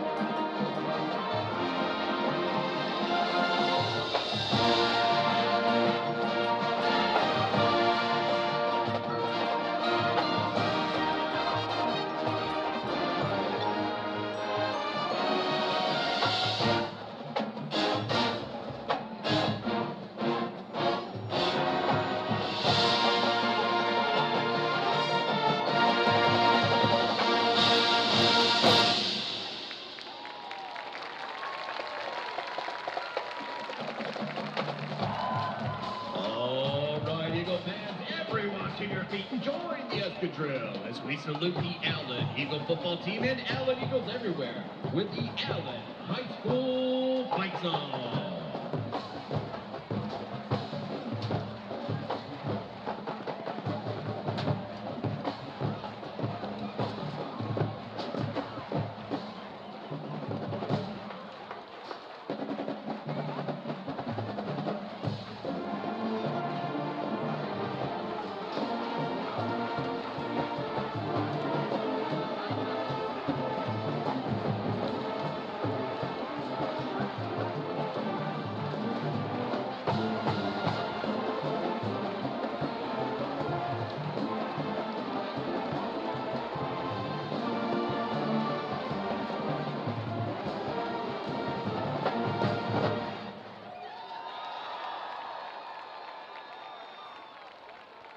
And that's the Allen Eagle Escadrille, starting with the Talonets, and you see the Allen Eagle band who spelled out Eagles, and then they sprint off the sides of the field to make sure to make room quickly for the Plano East band. We're going to take a break here. When we come back, we'll have Mike and myself bringing you all of the scores from around the area, the stats from the first half, and an update on the volleyball team and where are they now. It's the Pickle Roofing Halftime Show with the old coach. Pickle Roofing. It may be an unusual name for a roofing company, but in a big city filled with out-of-state, unlicensed companies, Pickle Roofing is unusual. It's a family name that stands behind quality and integrity in North Texas for over 25 years, licensed and insured. Reader's Choice Award winner, Best Roofing Company, and an A+ rating with the Better Business Bureau. You don't get much better than that, folks. Pickle Roofing. Unusual name, unusually great service. PickleRoofing.com. Welcome to Infusal Lounge Wellness Spa, where science meets luxury and health flows naturally. We specialize in advanced IV therapy, peptide protocols, regenerative medicine, and hormone optimization, each designed to restore energy, sharpen focus, reduce inflammation, and strengthen recovery. Our medical weight loss programs combine cutting-edge therapies like GLP-1 medications, peptide stacks, and personalized nutrition supports to help you lose weight, balance hormones, and keep results long-term. It's not about quick fixes, it's about sustainable transformation. Whether you're an athlete pushing for peak performance, a professional seeking balance, or students striving for clarity and stamina, our treatments deliver results you can feel. Vitamin drips replenish essential nutrients. Peptides repair and restore, and regenerative therapies enhance long-term vitality. And because we believe in giving back, students and teachers receive exclusive discounts, making it easier to enhance physical endurance, mental clarity, and academic performance. At Infusal Lounge, every detail is tailored to you. A spa-like atmosphere, evidence-based therapies, and a team committed to helping you thrive. This isn't just wellness, it's vitality elevated. Robert Boone, your hometown Allstate agent in Allen since 2001, providing exceptional customer care with the knowledge and understanding of the Allen community, offering competitive rates and discounts for all of your insurance needs. Located at the northwest intersection of Allen Exchange Parkway in Allen. Call to request an appointment at 972-678-2082. That's 972-678-2082. Robert Boone Allstate, a proud sponsor of Allen High School football. Go Eagles! Eagle Design Screen Print and Embroidery is your one-stop shop for all your Allen Eagles official gear, featuring the largest assortment of Allen Eagle merchandise anywhere, including Nike, Under Armour, and many other featured apparel brands. They have a large selection of t-shirt graphics and headwear, as well as decals, flags, and many other fun non-apparel Eagle items. They can also handle all of your class t-shirts and business needs. Located near Eagle Stadium at 705 North Greenville Avenue, Eagle Design Screen Print and Embroidery, an Allen Eagle family-owned business. We're back here at Tom Kimbrough Stadium in Murphy, Texas, the Plano ISD border, and Murphy is in the Plano ISD. Our score at halftime, the Allen Eagles 35, the Plano East Panthers 0 on the football field. And I'm Kerry Lowry along with Mike Farish, and this is the Pickle Roofing Halftime Show. We're probably about 14 minutes away from the second half kickoff that Allen will receive in this game. Meanwhile, let's go over some of the stats from the first half, and then we'll talk to you about volleyball and where are they now. Okay, you bet, Kerry. Allen, considering the score 35-0, they had a couple of short field of drive on after the fake punt, but they've got 12 first down to Plano East 4. 272 total yards to 121. And Allen is pretty even. They got 135 passing and 136 rushing. Quarterbacks combined are 7 of 9 and averaging 15 yards a pass. And rushing attempts, 11 rushes for 136 yards. So no penalties by Allen. That's a nice, clean game. Plano East has 7 for 51. Allen has the one turnover. And I'm trying to remember when that was, Kerry. That was right the very end of the last half, play of the game, yeah. No interceptions or anything. So, and that fumble was very debatable there. So, again, Jeremiah Dowds 3 of 4 for 1 touchdown. Snell is 4 of 5. He also had a touchdown running himself. Lyndon Spriggs 6 for 76, 3 touchdowns, and Jalen Hambrick has 3 for 19 and 1 touchdown. So Jeremiah Dow had 1 carry for 1 yard. On the Plano East side, they do have 121 yards, and that's pretty substantial compared to what most teams are able to do. Jackson Howard, the quarterback, even though they're running mainly a running offense, just to give you an idea, they have thrown the ball 5 times and run the ball 26 times. So obviously very weighted toward the run. Jackson Howard, 2 for 5 for 74 yards, because when they do throw, it's sometimes a surprise and it opens up. Travis Agee with 23 yards. Jackson Howard, the quarterback, has 11. Kerrion Pittman with 6. Varner with 5. Berliner with 3.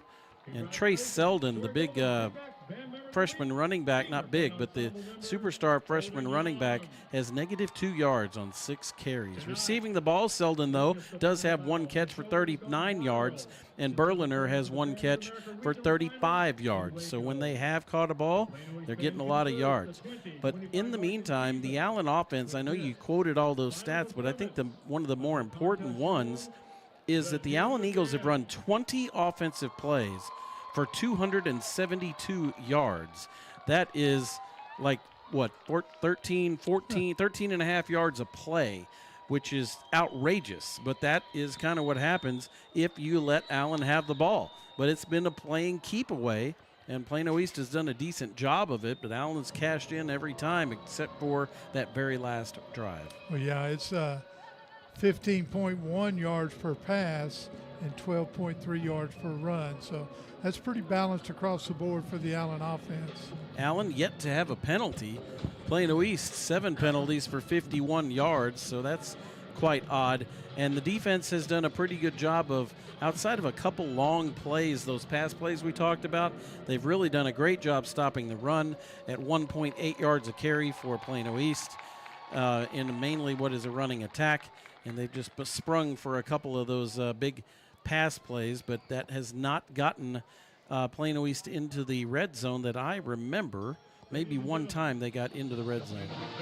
Yeah, and I think they turned around and got a penalty right after that to move them back out of it. They've had 7 different people carry the football. That's kind of how it works with that offense. There's people running everywhere and jet sweeping and taking little mini pitches and everything else. It's a very confusing offense, and it served them well last week for a win over McKinney. Yeah, so far it hadn't confused the Allen Eagle defense yet.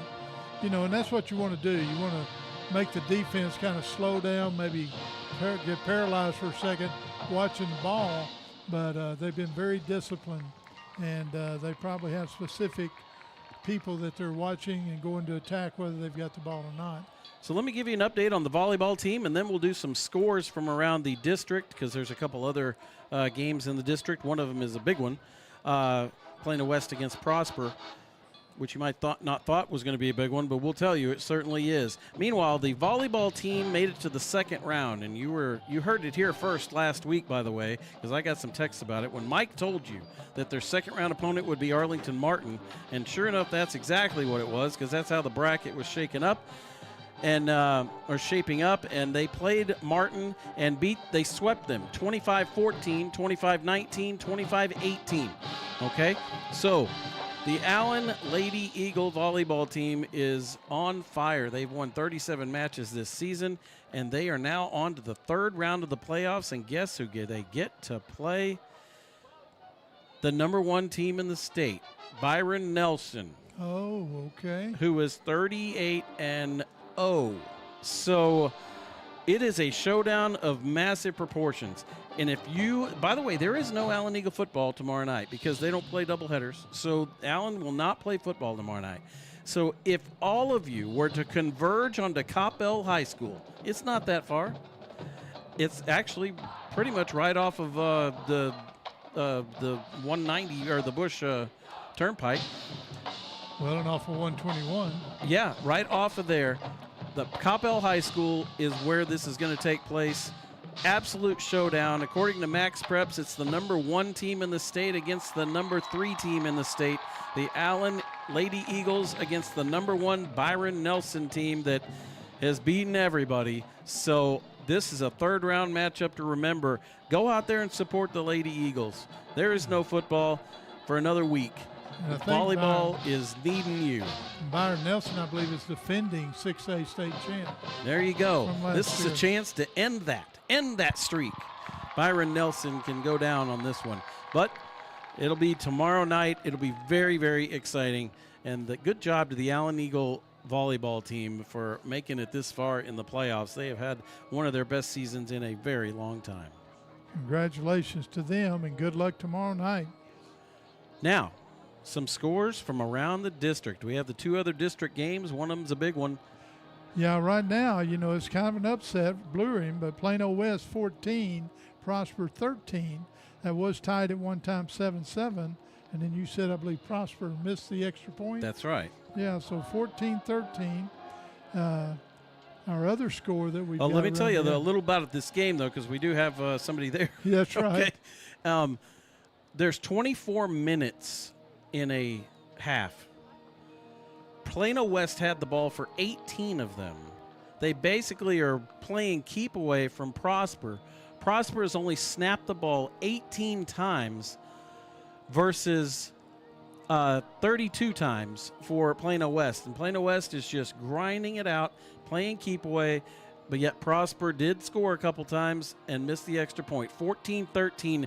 Can Plano West keep it up? They're in the playoffs if they can keep it up.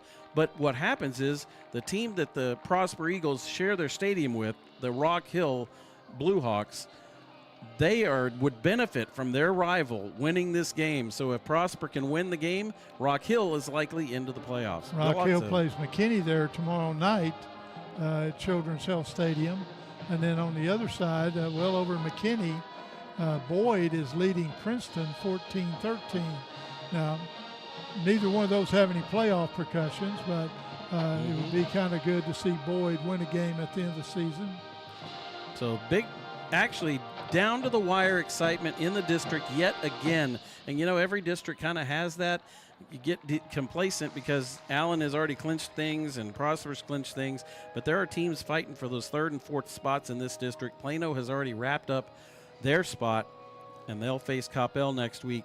Meanwhile, that 4th spot's up for grabs. It's exciting over there in Prosper right now. Well, like I say, next week we know that Allen is going to be playing McKinney. That's the 4th year in a row that they've met in the bi-district round. And because Allen is the district champ, they do get home field during that first bi-district round. So that's Louisville Fighting Farmers. And one of those games was over in Louisville at Goldsmith Stadium, and that's the one that Allen lost. So if you're thinking 4 in a row, yeah, but we always beat Louisville. No. No, Louisville beat Allen, I think, 3 years 3 years ago. And then the last 2, it has been Allen defeating Louisville. But it's always a tough matchup, 4th one in a row.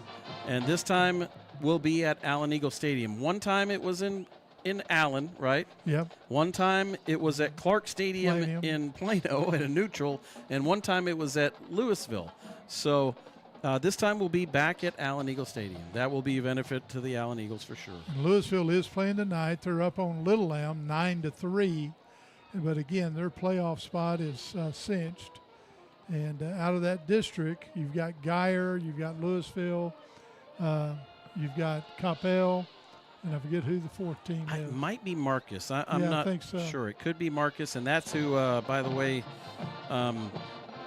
one of these teams is trying to fight. Prosper might end up playing Marcus because, I mean, they're going to be in that bracket. So, anyway, excitement in the district all the way down to the final day because tomorrow night it'll be Rock Hill likely trying to play to stay alive. And meanwhile, Plano West trying to play. It's amazing what happens, Mike, when you have to win to stay in. That's when all the emotions come through. Everything you've ever learned, all the muscle memory comes through to try to win the game at all costs, and that's what Plano West is doing tonight. Credit to them against a state-ranked Prosper team. Well, you bet. Discipline, don't commit senseless penalties, don't turn the ball over, follow your assignments. All those things come down to the end. And we're seeing Allen do that tonight, playing a very solid, mistake-free game. All right, Where Are They Now quick, and then we'll take a break right after Where Are They Now. Where Are They Now brought to you by the Butcher Group of Ebby Halliday Realtors, and we're going to keep it local because we have a guy that we've already talked about this season, but boy, did he have a game last week. That's Quentin House Hammonds. We called him that. House Hammonds, when he played here in Allen as a wide receiver, well, he's been converted. He was a wide receiver and a Wildcat quarterback, and he's been converted to a defender as a defensive back. And last week for the University of North Texas Mean Green, he had 2 interceptions, including a big one-hand interception to propel the Mean Green to victory. And believe it or not, the Mean Green still have like a 25-26% chance to make the college football playoff. I can't even believe we're saying those words all in a row, but it is possible that they can still do it. And Quentin House Hammonds was the offense or the player of the week in the conference because of his abilities last week for the Mean Green defense. So that's Where Are They Now, brought to you by the Butcher Group. The Butcher Group, John and Nikki Butcher. Need to anything realtor-wise, they will take care of you. We're going to take a quick break. We'll come back with the second half kickoff with the coach in just a second. The Allen Flower Shop has been in business since 1972 and is the second oldest business in Allen. For all your floral needs, the Allen Flower Shop will take care of you. The Allen Flower Shop is family owned and operated and is located at 102 East Main in the heart of Allen. Give them a call at 972-727-3268 or visit them at allenflowershop.com. The Allen Flower Shop says, "Let's go Eagles!"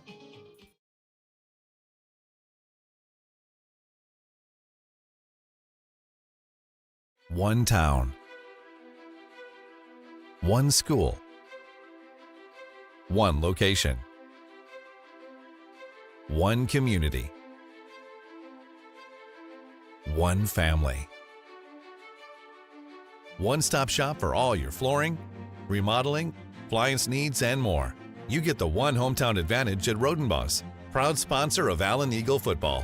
You've got the hometown advantage of Rodenbos.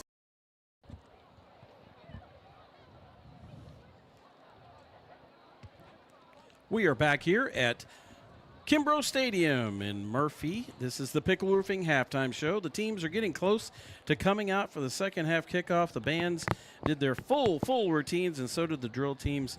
And it was a nice halftime show there, Mike. And we got those scores from the district, and we'll keep up with those in the second half. We had Where Are They Now with Quentin House Hammonds and the UNT Mean Green.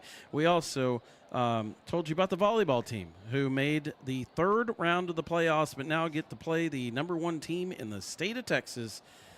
Keep in mind, though, Allen has defeated the number 4 team in the state of Texas already this season, and that's Plano West. So that's who they shared the district title with. So district title, Allen Lady Eagles, and now they get all the marbles for against the number 1 team in the state. And if they can win that one, there's nothing stopping them after that. Prosper's come out, didn't waste any time. They're already ahead of Plano West in the second half, 20-14. That's the big one that we will keep watching as things come down to the wire here in the district. Allen's already secured their spot. Prosper's secured their spot. Plano West has not. They went ahead on a 68-yard touchdown pass. That sounds familiar. It sure does. Was it Latchley? Latchley, yeah, that's okay. right. Yeah, well, that's kind of what that guy does because he did it against Allen as well. He's one of the top receivers in the district for sure. Yeah, and it must have been almost the first play of the second half for Prosper. Speaking of the first play of the second half, it's time to bring the coach back. Hey, guys, great job as always. Pickle Roofing Halftime Show, Randy McDowell Pickle. We appreciate you guys sponsoring us each and every week, and we're back. Allen Eagle football with the coach, Mike Carey. Great job at halftime, and the Allen Eagles. Great job in the first half, putting up 35 points against the Plano East Panthers. Great night for Texas high school football. Beautiful night. And out in the distance, and I can see Wiley and their stadium all lit up over there. Wonder if they're playing tonight. Did we see Wiley on the list? Maybe it's a JV game. I don't know. I hadn't seen them. But they've got their stadium lit up. This stadium was dedicated in 2003, and when it was built out here, there wasn't a lot in Murphy, and you can see almost all the way to the lake out there at Lake Lavon up here. But now there is nothing but houses and lots and restaurants and all sorts of things in Murphy, Texas. Yeah, that must be a JV game because tomorrow you got the rivalry game between Wiley East and Wiley over there tomorrow night. Plano East tees it up, going from our right to left in this third quarter. LeBron Bauer has it, brings it out across the 25, out across the 30, and that's where the Allen Eagles will start, somewhere around their 32, 33-yard line. That was a good return. He looked like he had a little lane there. And a little bit of a speed difference between he and Caleb, but that was a good, strong run out by LeBron. Hey, Ray Watson wants to know if we're going to broadcast the game next week. Well, Ray, we sure are. We're not sure if we're going to do an audio broadcast or if we're going to be able to show it at home. We'll let you know this week, though. Keep up with the notes and posts on the Old Coach Facebook page, and we'll let you know. Ty Snell in at quarterback, 2 receivers left side, 1 right side. Allen Eagles spread it out a little bit here.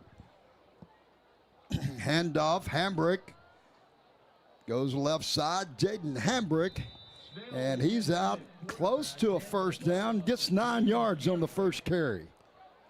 Well, he got 4 yards before somebody got a hold of him, and then 5 yards after that, because that's how he runs. He is the yards after contact guy. Or carry after a contact. Yes, that's right, carrying guys after contact. 9 yards there, 2nd and 1. Snell at quarterback, 2 receivers left, 1 right. Hambrick in the backfield, play action, throw out in the flat, complete. Carter Harris has his 3rd catch of the night into Plano East territory. Move those chains, first down, Allen. Move the chains for Thrive Dental. Already You're right, that was a 1 and a 4, not just a 4. That was Grant Abercrombie on the catch. Yeah, we've already got several substitutions on the offense here. Abercrombie and Samaji Johnson split right side. 1 receiver left side. Hambrick in the backfield. Hambrick on the carry. Tries it up the middle. A little scrum. Picks up about 5.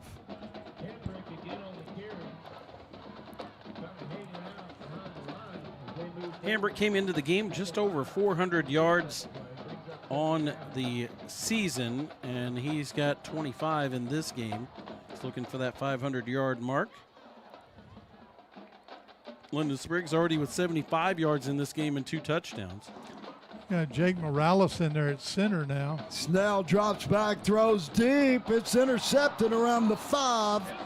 And Plano East has a turnover on the Allen Eagles. Well, Snell was going deep, had a receiver. He was double covered. And the defensive back went up, high-pointed the ball. Nice play. East has the ball. That was Cameron Jones for East that intercepted that. Senior defensive back there. It's kind of like a punt. Yeah, they're going to have it on the 5-yard line. You're going to have it way down there. That's the 2nd turnover of the game, by the way. And the Allen Eagles are -2. Plano West has now answered, and they are up 21-20. That is something else. That was quick. 1st and 10 East. Howard under center, 2 backs in the backfield, tight end, wing back left. Split receiver toward the Allen bench. Handoff, that looks like it went to Agee. Travis Agee on the carry. Gain of 1 on the play, 2nd down and 9. Ran into some big guys up front there. That time it was Caleb Johnson. And combining him with Matthew Binion to make the tackle. We'll try to get some reports out there from Prosper. Dexter Walker also in the ball game for Allen, as is number 20, Jeremiah Hambrick. Toss back, and that looks like Selden on the carry. Picks up a couple of tough yards in there. Gets a few more, might be 3, could be 4. Brings up 3rd down. Looks like 5 to go. Nice stop by the Allen defense there. Matthew Binion. They will run the clock on you here. You see Dexter Walker out there for the Allen defense. Binion's right in the middle there. Josiah Gibson out there, as well as Jeremiah Hambrick I see out there. 3rd down and 5, East. Handoff to the wingback trap, Mike. The old trap play for the wingback. Back inside, you get all the backs and quarterback taking off right. That wingback steps up and then comes back in behind a pulling guard. That was Berliner on the carry. He didn't get anything off that. The Allen defense holds. You know, it's fun to watch because it's a fun offense to watch, and you're marveling at the ball handling. But the Allen defense just stopped it for a half a yard gain, so it's not that exciting. Punt team out. Samaji Johnson back for the Allen Eagles. Around midfield. Snap back, low snap. Here come the Eagles. They don't get it. Samaji makes the catch. He goes left side, trying to turn the corner, and the Plano East defender is right there. Samaji couldn't get out of his tracks. So the Allen Eagles will start at their 48-yard line, 1st down and 10. Their first possession, well, no, I'll take it back. Second possession of this half. Yep. And the Eagles had a turnover on that first possession. That was number 88, Anthony Valdez, who made that tackle. Andrew Valdez, excuse me. Snell in at quarterback, 2 receivers right, 1 left. Abercrombie Johnson, right side. Handoff. That looked like it may be Andre Jackson. Let's see who comes up from the bottom of the pile. I believe it is number 32. No, he was split out left. Okay, that's Blake Gedney, believe me. No, we decided that was not Gadney either. That was Jackson on the carry. He's in the backfield, number 16. And who did I say that 32 was a while ago? Ashton. Oh, help me out. We're going to have to look back at who told us on that. Throw out in the flat. Samaji Johnson has the reception, and he's going to pick up about 2 yards, tackled after the catch. Very quick tackle there by Cameron Jones. And I hate doing that when I don't have the correct roster. Yeah. Sometimes they pull up JV players and just don't get the corrections before the ball game, especially on a short week. They do tell us things, but they don't necessarily tell us all the things, and we find out later. 2 receivers left, 1 right. 3rd down and 5 for Allen. Snell at quarterback. Jackson in the backfield, play action. Snell throws, and it's incomplete. Indeed, Ashton was the intended receiver. That is a back shoulder pass, a very nice one, but it did bounce off of Ashton. They're going to go for it on 4th down here. So Eagles, the Allen Eagles will keep their offense out. Panther fans, let's get on our feet. Make some noise. 4th and 5. See Samaje Johnson, Gret Abercrombie in the game. Snell at quarterback. Jackson in the backfield. Jackson on the carry up the middle, and he's going to be short. Plano East Panthers hold. It looked like he was going to get it for a second, then they had a big push back. No way, Jose. You ain't getting it this time. Whoa, that announcer's going a little crazy. The PA announcer's getting into it.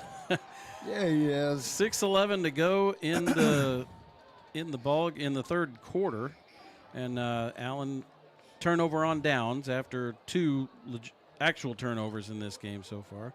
So now we have Blake out on defense. Gibney. Yeah, that's Blake Gibney, right? The other is Ashton. And see, I don't have him on my roster at all. Jeremiah Story at the left cornerback. Gibney at the right cornerback. Hambrick at safety. Play action. Howard rolls, looks, scrambles. He keeps it. And he's upended after a nice gain of about 8 yards. Number 4, Jackson Howard decides to keep it. McGee, number 46, Second down and 1. along with a couple of the other Allen Eagles. Binion. And Jacoby Wilkerson. They all combined take the quarterback down. 9 yards on that one. Second down and 1, but they're still taking their time as the play clock goes down to 10. 2 backs in the backfield, tight end, wing back left side, tight end, wide receiver right side, handoff coming to the left. First down for Plano East. It's like Binion in there on the tackle again. But so is Dexter Walker's out there as well. You're right. Henson Amici makes a lot of contact on that one. And Prosper scored, by the way. We'll see what they do if they're ever going to go for 2 here. Ashton Wiley. I'm going to write that down this time. Yeah, Ashton Wiley. Okay.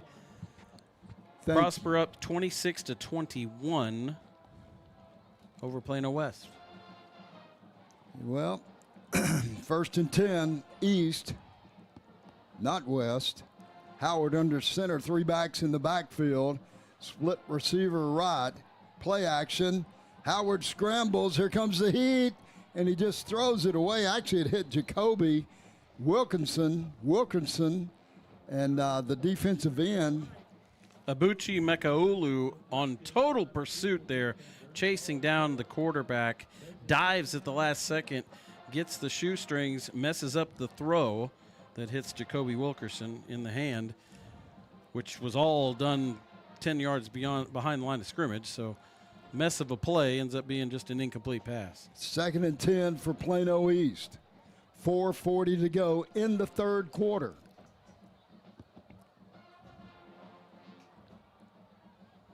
Howard shotgun, 2 backs, 1 on each side, 2 receivers right. Howard rolls right. He wants to throw, points, has a receiver wide open down the sidelines, inside the 10, out of bounds somewhere around the 5. Flag comes out late. Henson Amici on the tackle, but not until the broken coverage puts them all the way down inside the 10. Berliner on the reception. Nobody out there with him but the referee. You got LeBron James there coaching up Jeremiah Story, who got beat. He must have been on a stop and go. Flag came out at the end of the play, out of bounds. Didn't look like they hit him late out of bounds. No, it did not. Well, the White Hats talking it over. They could be talking about going to Lobby's Pizza after the game over in Allen. It's going to be open. They'd only pass about a dozen places between here and there. Yeah, but you know Lobby has the best pizza That's around. right. So. They know that they're going there. Or they could get to Spazzo's first. Absolutely. What are you going to say now, Mr. Referee? Well, he's taking his time. And must not be too good for Plano East. The referee comes over and talks to the head coach. And the head coach is not pleased with whatever he's being told by the linesman. I mean, the line judge. Block below the waist. Yeah. Oh, boy. Okay. Must have been really late in the play. Yeah, must have been behind the ball. Yeah.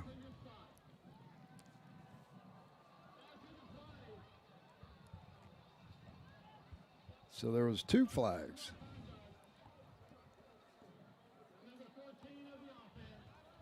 So after the play, it was a unsportsman penalty against Pittman for Plano East.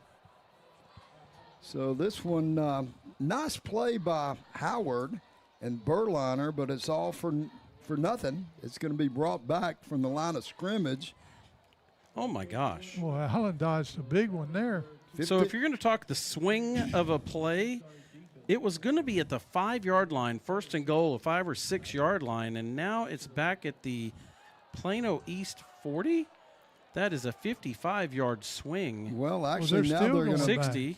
Now they're going to mark off the unsportsman dead ball foul. Oh my goodness! After the 15-yard, and it's a 70-yard swing on what just happened with the penalty. Man alive. So Did they call the unsportsmanlike on the quarterback? No, it was on number 14, the other receiver. Okay, the other receiver. Wonder what he did. No, I think he went over there and had a conversation with Jeremiah Story, and it wasn't probably on. It's probably not suited for on air. Second down and about 40, whatever, Kerry, you call it.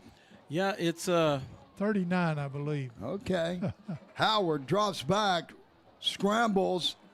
Here comes the heat, throws it, tip, it's complete.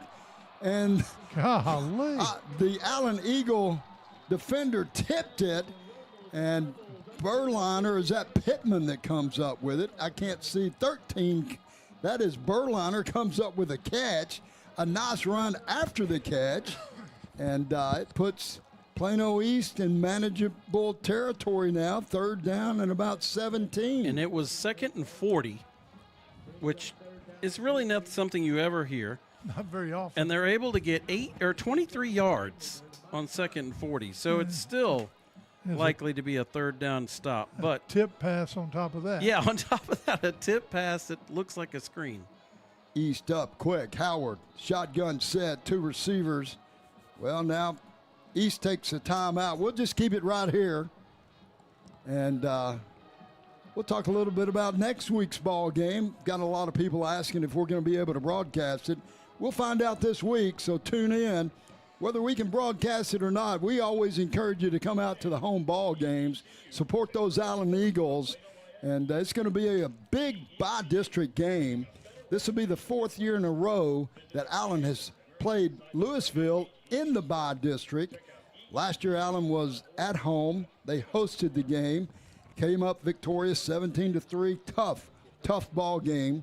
2 years ago, we played in Plano at Clark Stadium, and it was a rainy, weather-soaked evening, and the Allen Eagles pulled that one off. If I remember right, it was 17-16, and it was a heck of a ball game, and both teams were well coached and drenched at the end of that ball game. And the year before, the first year we played them when Coach Wiggins was here, we're not even going to talk about that one. That one didn't turn out too well. Third down for Plano East, 4:11 to go in the third quarter. Howard at quarterback, hands off, coming left side, AG. He's going to pick up a couple of yards, and that's it. And it's going to bring up a long 4th down for Plano East. Punt team is coming out in what is one of the crazier sets of or series that you're going to see that involved a 2nd and 40 at one point. And it also involved a first down and goal to go possible. You can't make this one up. I mean, they were all over the field for what is going to end up being a punt. Samaji Johnson back deep for the Allen Eagles around the 10-yard line, anticipating the punt. Still got a little breeze out there. Christian. And fake, snap to the up back, and gets about 7, maybe 6, but it was 4th down and way long. 15, 16. Yeah, I think there's some confusion on where the first down marker is, and they did not get anywhere. They might have been looking at the wrong one. Yeah, I think they might have been looking at the wrong marker. One of the players was. One of the players. And so it's going to be 1st and 10 Allen around their 45-yard line. But the Texas High School football playoffs start next week. This will be the 27th consecutive year Allen qualified for the playoffs. And that is a great streak. Played 108 playoff games. 1st and 10. Snell drops, looks, here comes the heat. He scrambles. He's going to be taken down to the backfield. He almost spun out of it. Great awareness in the pocket, but then it kind of collapsed on him. Yeah, kind of spun into another Plano East player. Loss of 5 eventually on the play. Ty Snell is sacked. 2nd down, 15 now. Clock runs, 2:40 to go in the 3rd quarter.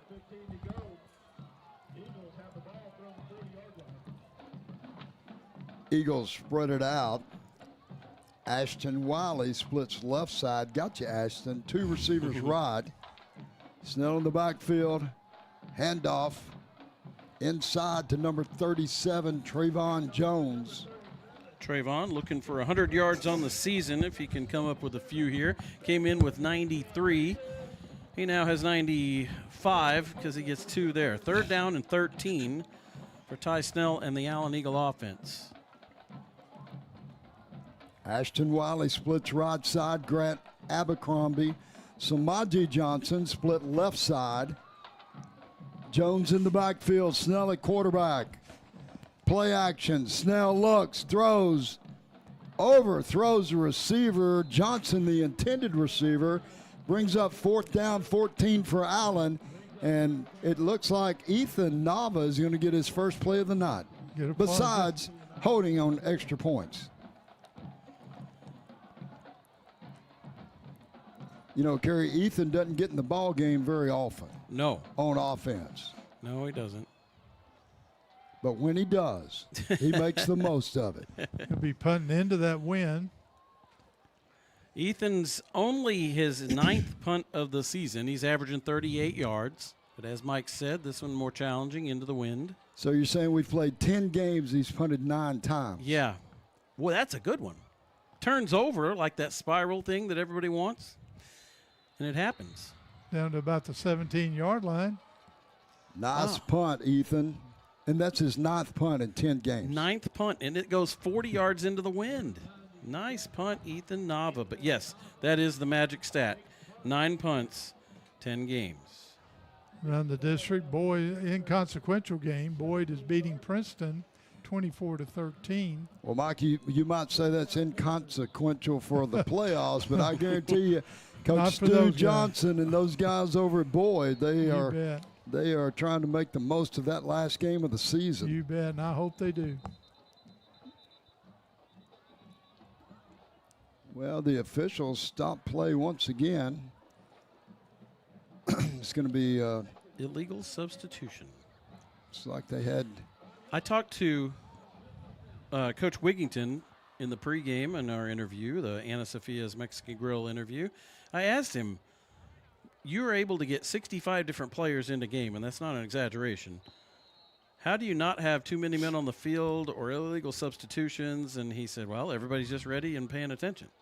That's good. That's very good, too. Well coached. You do that in practice. It just doesn't happen naturally. East handoff to AG. He loses 1 yard. But that's exactly why I brought it up, because it's an amazing way that they constantly are able to shift in and out. And we do have a score update. Plano West has now taken the lead, 28-27 over Prosper. Man. This thing is back and forth like crazy. That is something else. 2nd down, 16 for East. 2 receivers right, wide side of the field. Handoff, AG up the middle. Nowhere to go. It's going to bring up 3rd down for the Panthers. We're in the final 50 seconds here of the 3rd quarter. So Prosper has had the ball 4 times in that game, and they've scored a touchdown every time.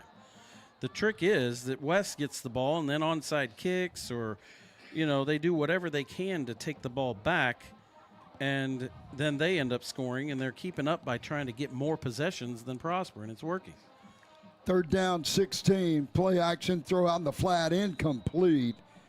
And that ball just didn't get there. Brings up another 4th down for Plano East. Punting unit will come on. Samaji Johnson back for Allen around midfield. Punter will be punting with the wind, so that's why Samaje is standing so far back. But he should get a chance at this.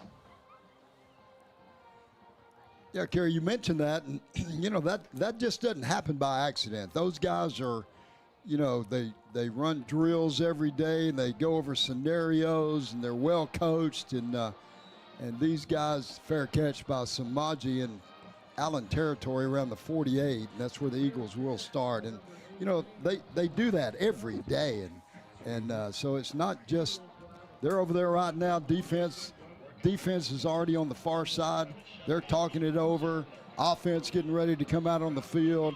And, we're going to have new guys coming out on the field, and they already know who's coming. That's right. Yeah. And he said, well, he kind of said it like he was lecturing me. He says, well, our guys aren't sitting on the sidelines watching the game. They're in the game. Yeah. They're in the game even though they're on the sidelines. So they're ready to go in at a moment's notice because nobody's just sitting here so they can watch. They're here to play. They're engaged, no doubt about it. And Coach Wigg and his staff will engage you.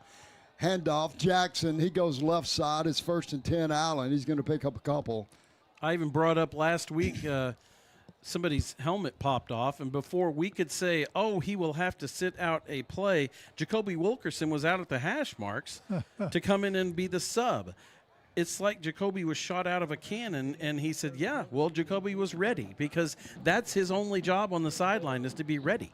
So, and they've all got their individual position coaches, and those position coaches, they've got their depth charts in their hand, and they're letting them know and coaching them up and having the next two ready. It's an orchestra behind the scenes is what I was trying to get at when you can have that many players suited up and they all know where they're supposed to be. And it is a total credit, as you guys say, to the coaching staff, and Lee Wigington gave credit to the players for being ready all the time. Well, we're going to start the 4th quarter here. We're about 12 minutes away from Allen's 14th undefeated regular season. Mike, that goes all the way back to 1980 and John Pierce. Remember Coach Pierce? Yep. Good friend of ours. And on that staff was several people that we know, including Eddie Brister and Steve Williams. Some people call him Bubba around Allen. He's athletic director. He's a legend, no doubt, in Allen, and he helped build this program into what it is, not just football, but all sports. Handoff, Jackson goes right side. He's going to pick up a couple of yards. Andre had a great game last week. Yeah, he did. Scored a touchdown and really ran hard with the ball. Now, am I going a little crazy, but I swear Plano East had gold helmets in the first half. Now they're wearing black. Okay, if you say so. Hey. Could be. 3rd down and 3 for Allen. You got them. You got to use them. Ashton Wiley splits right side. Abercrombie, Johnson left side. Snell drops, looks, throws. Wiley has the catch. 1st down and more. Inside the 30. Out of bounds around the 22, 23. And that's a 1st down for Allen. Move those chains. Move the chains for catch. Running out of the jersey tackle. We're going to move the chains for Weber Insurance and Risk Solutions. Well, I'm going to have to get on to the coaches. I went over there and met with them this week, and nobody ever mentioned Ashton. He's having quite a game. That's his 3rd catch, and coming up with some nice catches out there and runs after the catch. Jackson on the carry, trying to turn the corner inside the 20, and it's going to be close to a 1st down. Let's see where they're going to mark it. Picks up a nice block for Grant Abercrombie on the edge. Yeah, they're going to give him a 1st down. Move those chains for the Allen Eagles. Let's move it for Twin Creeks Orthopedic.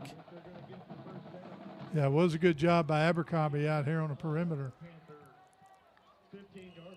So once again, playoff game next week is going to be on a Thursday night. I keep getting these questions. So Abercrombie splits right side. Johnson in the slot to the right. Ashton Wiley left side. Snell throws. Wiley Incomplete. And Snell tried to hit him as he was reaching the goal line. Threw it behind him a little bit. Not sure if he thought Ashton was going to do that back shoulder catch or he just zipped it out there, but it's an incomplete pass. Second down and 10. All right, since it's been a second, you can pretty much guarantee somebody scored in that other game, and they did. Prosper has scored yet again, and they went for 2 to get rid of that 1 point missed extra point thing. They're up 35-28 fourth quarter. Handoff Jones up the middle, touchdown, and Trayvon Jones. Trayvon Jones, his second touchdown of the season. Great job by him and that offensive line.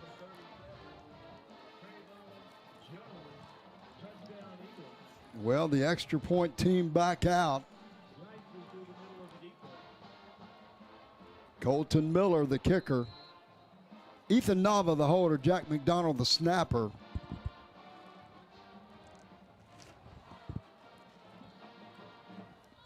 Snap back, placement down, kick is up. I think Plano East was offsides. Kick is good. Remember, we talked about Preston Hurlis being 50 for 50 on extra points. Yeah, well. Well, Colton Miller's 7 for 7 tonight. So, I'm sorry, 6 for 6 tonight. So, good job to him. Extra points good. Allen Eagle football with the coach. Chicken and pickle isn't one thing, it's everything. Elevated eats from a chef-driven menu meet friendly competition with pickleball and yard games. Come experience what will quickly become your favorite local hang, an anytime spot with everything to do. We love serving up great memories and great food made right here in our kitchen. We also offer event and catering packages which are versatile, delicious, and designed to wow your guests. We are located at 1221 Johnson Road in Allen, where food and fun spill onto the court. Allen Eagle football with the coach Carl Bailey, Mike Ferris, Kerry Lowry, Chad Price, Keith Paxson, Peyton Barclay down on the field getting some highlights for us tonight. The Allen Eagles on the scoreboard again carry Trayvon Jones. Trayvon Jones with his second touchdown of the season. He's over 100 yards on the season now as one of the stable of running backs for the Allen Eagles. Kick return out across the 20. Well, that's Blake Gibney on that tackle and special teams. I think that was Motti that made the return for the Plano East Panthers. He is the deep back on their return team. Got a lot of new defenders out there. Ozzie Brown's out for the Allen Eagles now. Dexter Walker back on the field again. Damon Lofton in the mix. Yeah, Levi Weeks is up there on the front. Darian Straughter at one of the cornerbacks, along with Jeremiah Story. First and 10 East. 10:43 to go in the ball game.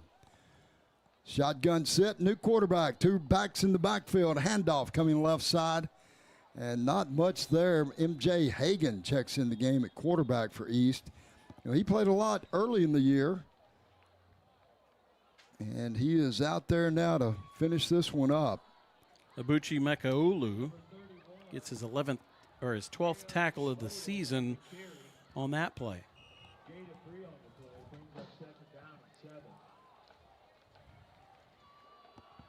Clock running, 10:20 to go in the game. He slows it down. Hagan at quarterback, 2 receivers left, 1 right, 2 backs in the backfield. Second and 7, snap back, handoff coming left side. And that looks like a new running back to me. You guys might help me with that number. Abuchi Mekaulu again with a tackle. And we'll catch that number. 31. 31. Yeah. That is Graham Malden. Okay. 3rd down and 3. 2 receivers left, 1 right. Hagan at quarterback, 2 backs in the backfield. Motion across the formation, pitch, and that should be an incomplete pass. Yeah. There were like 2 guys in the area to get pitched to, and yes, you're right, it was a forward pitch, which guards you against a fumble. And little pop pass, see if the officials are on their game tonight. So you're right, Kerry. So it looked like one of the backs, and that was Molden, who hadn't played much tonight, was right there where the receiver was coming across. And it is an incomplete pass. 4th down and 3. West keeps the offense out. 42-0 the score, 9:16 to go in the ball game. AG in the backfield, 2 receivers left, 1 right.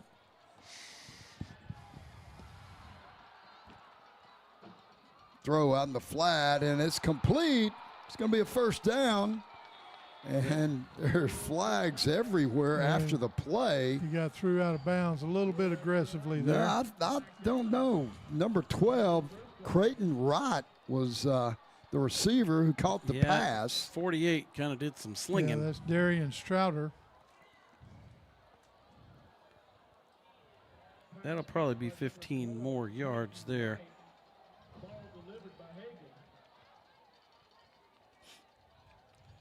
And it's also the first penalty of the game against the Allen Eagles, against 10 penalties for Plano East.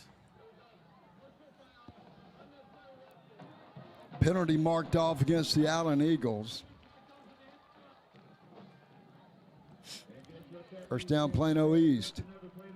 9:10 to go in the game.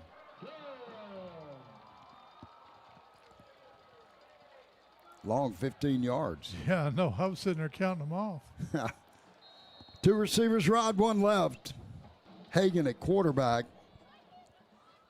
Motion across the formation, pop pass, number 7. Oof. And he's taken down hard. That's Clifton on the reception.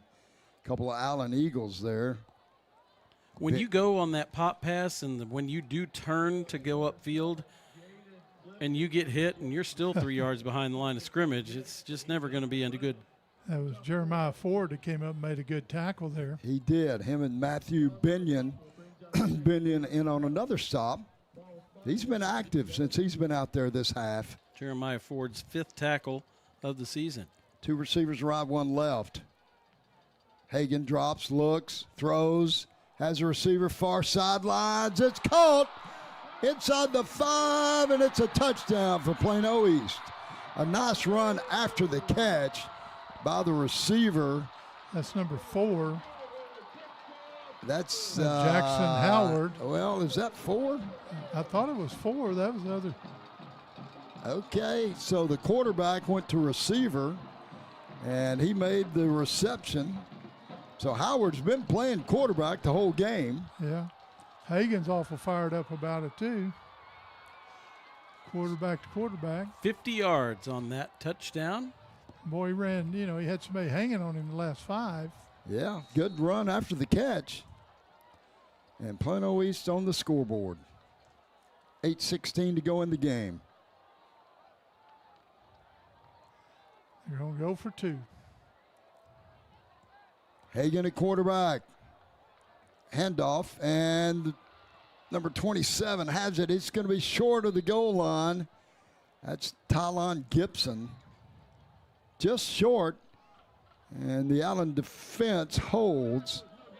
Makes the score Allen 42, Plano East 6. It's Allen Eagle football with the coach. Allen Veterinary Hospital, a proud Eagle supporter, has been serving the Allen community since 1986. We're now located in our new state-of-the-art building at 851 East Main Street, right next to our boarding and daycare facility, Ace Pet Resort. Whether it's your furry friend's annual and shots or to see why they're under the weather, Dr. Alan Kaufman and his staff wants to help you with all of your pet's needs. Give them a call at 972-727-8383. Oh, and my cat Kago and my dog Rhea has something to say. Oh yeah, go Eagles! Allen Eagle football with the coach Carl Bailey, Mike Ferris, Kerry Lowry, Chad Price, Keith Paxson. And this game, 42-6, Plano East on the scoreboard at the 8:16 mark in the 4th quarter. Plano East up to 168 total yards. They have run for 2 yards per rush, but they've had 12 yards on each pass play, including that one there helps when you get 50 yards on one. Meanwhile, the Allen Eagles at 338 total yards. 42-6 the score. Eagles anticipating this kickoff. Should be returnable as Christian Garcia will be kicking into the wind. LeBron Bauer, and can't see, is that Caleb or Johnson? Samaji Johnson back with LeBron. LeBron out across the 30, 35, and taken down around the Allen 39.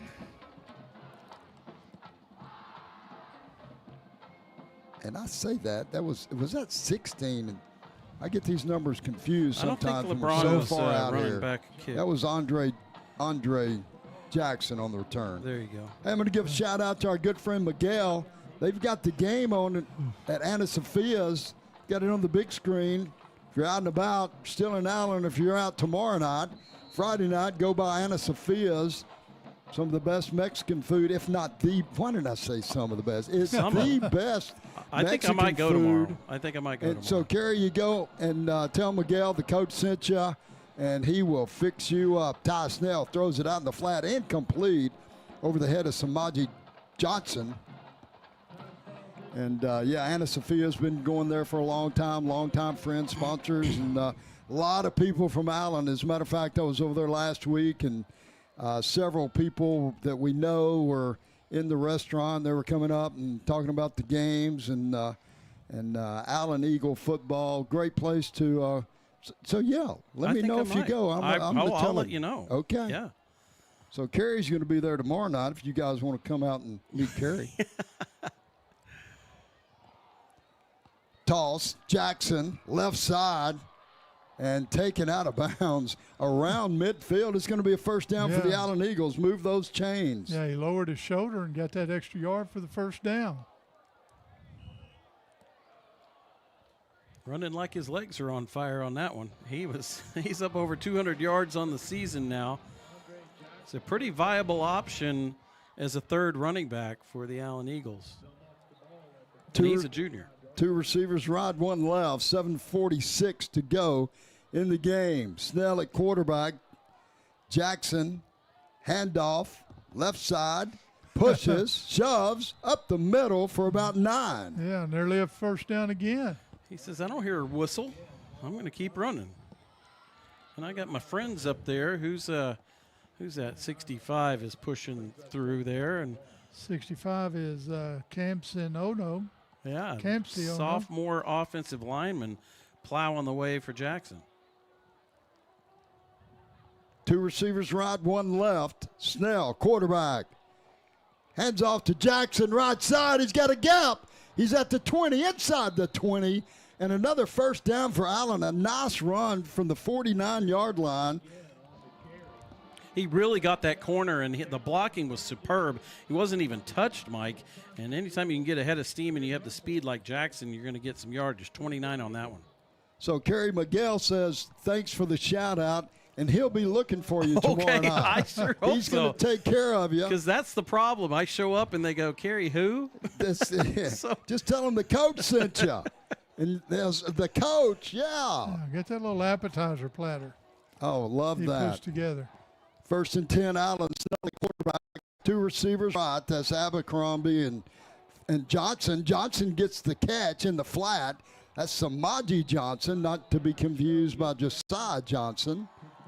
Lots of moves there by Samaje. And stayed in bounds. That's good. And a nice high snap. Luckily, Ty Snell is pretty darn tall. That's 6'3", 6'4". Yeah, so he flagged that down very calmly and still completed the pass. Second down and 5. Ashton Wiley splits right side. Grant Abercrombie, Samaji Johnson come left side. Jackson in the backfield. Snell at quarterback. Handoff Jackson. He tries to bounce it outside to the left. Picks up a couple of yards. And Mike, our good friend Jeff Chaney from Allen, he takes care of us, stadium manager. That he does. And he works, man, I tell you what, he's one of the hardest working guys in Allen. Takes care of us each week. We appreciate Jeff. He wants to know where he can get some bobbleheads for Christmas to give out as gifts. And I'm not sure what he's talking about, but I'm going to check with him next week when I go by there. And we'll let Jeff know where if we can get some bobbleheads. And I don't know if he's talking about the old coach version or what's those or what? other little characters? I don't know if they're bobblehead. I don't know. But, I know people that collect those little ones, and I tell you, if you go in GameStop, they've got a ton of them. Okay, there you go, Jeff. We'll see about that. Well, a timeout has been taken at the 5:37 mark. Allen has the football, 3rd down and about 2 from the 12 of Plano East. And it's been a fun night. We have fun doing the broadcast. We hope you guys enjoy the broadcast. You're with us each week, and we pick up a few new people now and then, and a lot of people from all over the globe follow Allen Eagle football. Getting a report that the dagger has come out by Prosper. They've gotten mad now. They pick 6 by Fahad Allen of the Prosper Eagles has made this a 49-28 score, so Plano West's dream of a playoff spot diminishing a little bit, but they put up quite the fight against the state-ranked Prosper Eagles. Solid. Go ahead, Mike. Well, if Rock Hill loses, they still could slip in there. That's right. Salman Ali splits left side. Grant Abercrombie, Samaji Johnson go right side. Penalty marked off against Allen. That's the second penalty of the night for Allen. 5 yards. Not sure what it was. They never did tell us. It was illegal participation. Okay, glad you caught that. Yeah. I was too busy talking. Handoff Jackson. He's inside the 10, and it's going to be a first down for the Allen Eagles. Move those chains. Let's move the chains for Infusal Lounge. Well, Prosper's gonna win that game, and right now, got reports Princeton is ahead of Boyd, 28-24. Yeah, they just scored and passed them. So it's 1st and goal for Allen. We're under 5 minutes in this ball game. Eagles going to close out an undefeated regular season. And you guys can hear the, that's not us, folks. That's the PA announcer. And they're having a little fun tonight, too. Jackson on the carry. Gets a tough 4 yards off the right side. And they're right on the 10, so they don't get another first down unless they score. Jake Morales with a key block on that run. Allen's going over 400 yards of total offense.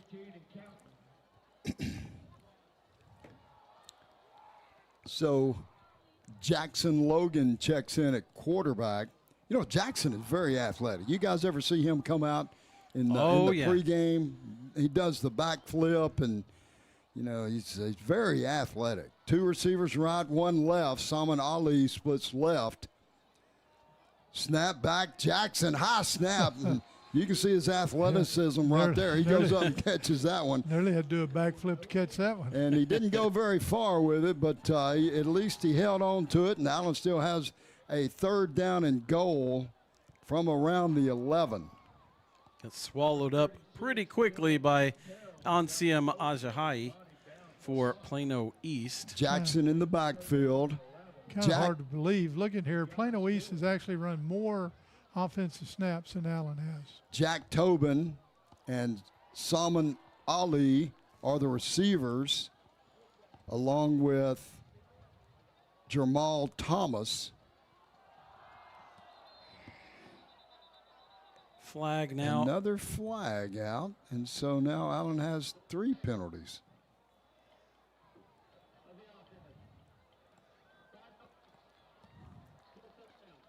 Okay. If you say so, we'll go along with it. Not sure what he said. 3rd and goal. 3rd and goal. From the 16. Catch the quarterback's number for me. It's a new one. Jackson in the backfield. Oh, that's Logan. He's still out there. He rolls right, throws, incomplete pass. It's going to bring up a 4th down. So that was Jackson Logan at quarterback, and the field goal unit will come on the field on this 4th down and goal to go. And Kerry, you say, well, you're up 42-6. Why are you kicking a field goal? Because you want you want Colton Miller to get a field goal, Get some practice. some reps. He Yeah. could be your kicker next year, right? I mean, Or next week. Or next, yeah, that's right. Anytime during this postseason run. So it's a 32-yard field goal attempt. Ball's going to be spotted at the 22. Ethan Nava, the holder. Jack McDonald, the snapper. Kick is up. Sidewinder. And it's good. Colton Miller puts 3 points on the scoreboard, and it wasn't about the 3 points. Allen has the game won, but it's about getting the reps. And in a game, wind blowing, kind of at your back, sideways a little bit, getting that practice in case you have to go out there and do it next week Well, or you the had next week. all backups across that front line, so they've got a rep now on a field goal attempt in case they're in there again. Yeah, I think that's the important part, is to know who is out there executing. And they're executing not for just right this second, but what happens 3 weeks from now if there's, some kind of crazy thing happening and an injury occurs and Colton Miller's needed and that front line is needed on extra point duty. Well, we're about 2 minutes, 40 seconds away from this regular season ending, going into the playoffs, and it's been a fun regular season. We've had a lot of wild ball games and a lot of Allen players out on the field, and a lot of high-scoring games. And the playoffs, Mike, are a little bit different. Yes, sir. Colton Miller tees it up for Allen, and it's going to be downed in the end zone. Plano East will start from their 25. See if we can close this ball game out on this drive. Line drive for a touchback. Nice to see those touchbacks. Well, we enjoy doing this. We thank our sponsors. You guys out there with us, go by and thank the sponsors. You hear them, you see them on the Old Coach broadcast. And go by and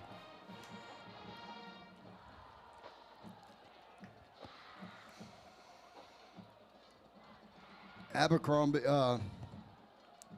Wilkerson checks out of the ball game. And who is that? Give me a help on number 95. We saw him last week. Langston. That's right. Is in the ball game at defensive end. He made a couple of big plays last week. Hagan, quarterback, reverse play, nowhere to go on that one. God, that's a huge loss. Defender just rides him down. Yeah, that's Mason Dooley. Travis Dooley, wasn't it? No, I thought it was Mason Arroyo, number 87. 87 is who it was. For Allen? Yes. I've got Travis Dooley on the roster. Okay. Is that not right? Well, he made a play earlier in this game. Yeah, I've got a roster that says Arroyo. Okay. Second down and 15. I think we've proven mine's old, though. Hagan, the quarterback, he drops, he looks, he throws. Howard, the receiver, the quarterback, and he drops it. Incomplete. Had it just for a second. Nice defensive play there by the cornerback. He was running step for step, and he did not have a height advantage. I can guarantee you that. and is that 86? 86. I don't have him on my roster. That's Braden Cockcroft. Good job. I think it's Coach Cockcroft's son. Braden, a nice break up there. Braden was step for step on that one. And, the 2-minute timeout. And look at that. The whole defense comes out and congratulates him on the play. That's great to see. Braden's not a starter, and he doesn't get in many ball games. He's played some, but that's just great to see. Those guys are as excited about him making that play as they are one of the Hambrick or Spriggs or Carter Harris. And one of the first guys out there was LeBron Bauer. Yeah. Who plays that position. So if you thought LeBron just goes over there and sits behind the bench because he hasn't played in an hour and a half, that is not the case at all. Still being a team member. Well, like I say a while ago, he was coaching his backup over on the sideline when they had that long pass. Third down 15. Two receivers right, one left. Hagan at quarterback. He rolls right, looks right, throws right, has a receiver on the sidelines, incomplete. It's going to bring up a fourth down, defending for the Allen Eagles, number 36. That was intended for number 86. Your job, Terry. You love 36. Yeah, Josh Wallatabana You talk about him every week. Yeah, and I do, yeah. You say, I can't wait till Josh gets in the game.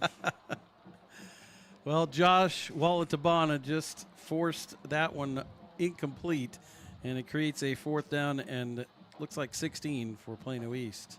Brady Fales also in the ball game now. East stays on the field. 2 receivers right, 1 left. Hagan at quarterback. Yeah, and everybody moves except the center.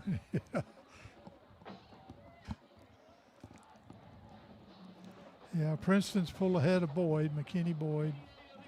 So next week, the Allen Eagles will host the by-district round of the playoffs. And I had this question at halftime. Well, how did they flip home and home? Or no, Mike, several years ago, the UIL went to allowing the district champ, the number 1 seed that comes out of the district, to host the by-district round of the playoffs. I thought that was great. I always said it should have been done sooner than that. Oh, yeah. Hagan rolls right. He has a reception around the 40, out of bounds actually at the 39, and that's going to be a 1st down for Plano East as number 86. Nathan Ademio. He comes up with a reception, and the Plano East Panthers, they get a 1st down. It stops the clock while they move the chains. I think Prosper scored again, folks. 56-28. That's all that is for West. Yeah, they made him mad. 2 receivers left, 2 receivers right. Hagan at quarterback. 1st down at 10, 1:43 to go in the ball game. Handoff, left side, hit again. And several Allen Eagles. You guys have to get those numbers for me. It's so fast out there. Love watching those guys play. Those guys that don't get in the ball game every week. Yeah, Rex Turner up there on that front line. Ethan Shivers also in on that play. Ozzie Brown's up there. 2nd down and 9, gain of 1. Will Oladunjoy, help me out there, Kerry. Oh, yeah, I did see him in there. Will Oladunjoy. Hagan throws out in the flat, complete. Another completion for the East Panthers. That was 86 again on the play. All this, and they're still in their own territory, but they are making some hay. 56 seconds to go. Tony McGee out on defending for the Allen Eagles. Or is that 49? Help me, man. Jalen Thomas. Hagan rolls right, wants to throw it deep. Yeah, he's directing waving traffic, and now he's just going to run with it. Dances out of bounds in Allen territory at the 39, out of bounds. 1st down. 47 seconds left to go in the ball game. Kendrick Hill, Jalen Thomas at linebackers for the Allen Eagles. Ethan Shivers up front.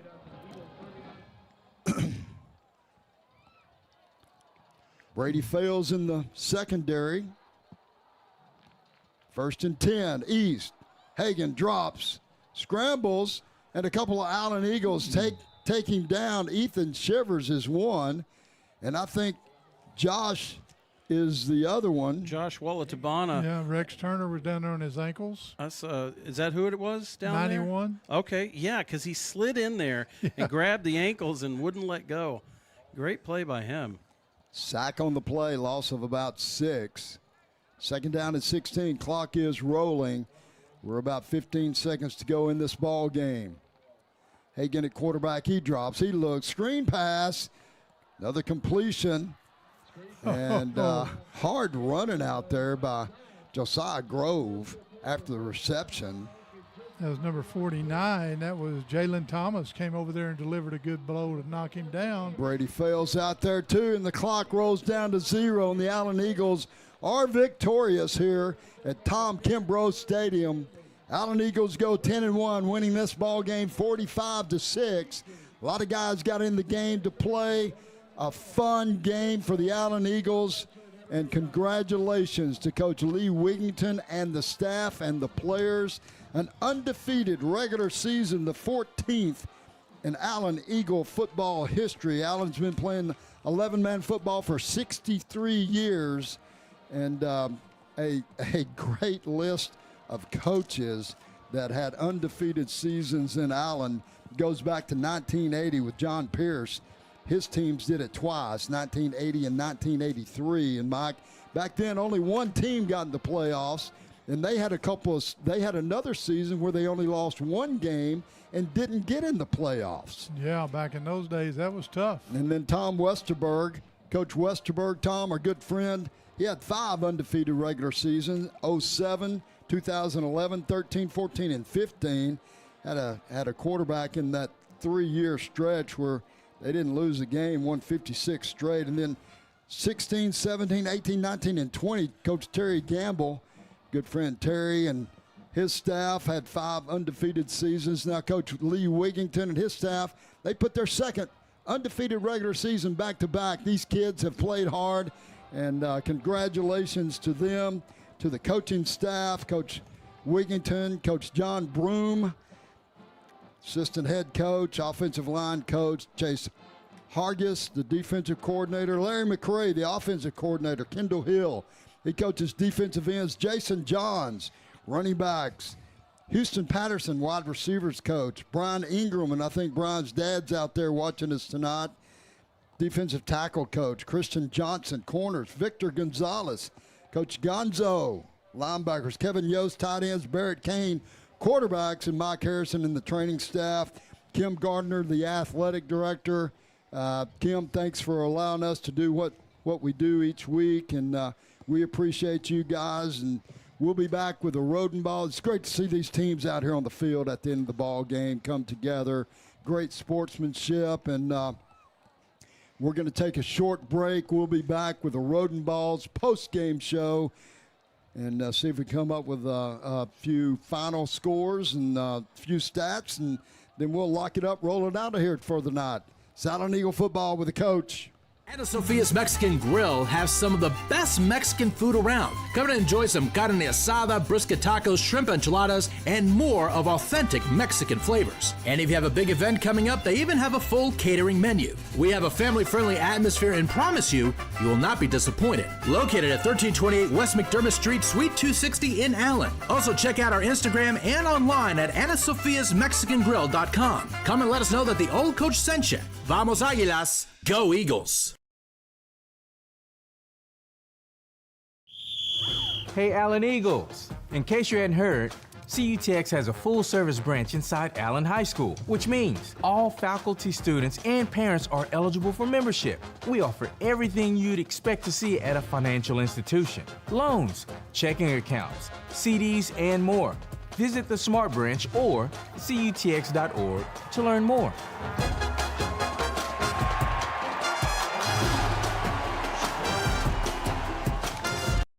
Pickle Roofing. It may be an unusual name for a roofing company, but in a big city filled with out-of-state, unlicensed companies, Pickle Roofing is unusual. It's a family name that stands behind quality and integrity in North Texas for over 25 years, licensed and insured. Reader's Choice Award winner, Best Roofing Company, and an A+ rating with the Better Business Bureau. You don't get much better than that, folks. Pickle Roofing. Unusual name, unusually great service. PickleRoofing.com.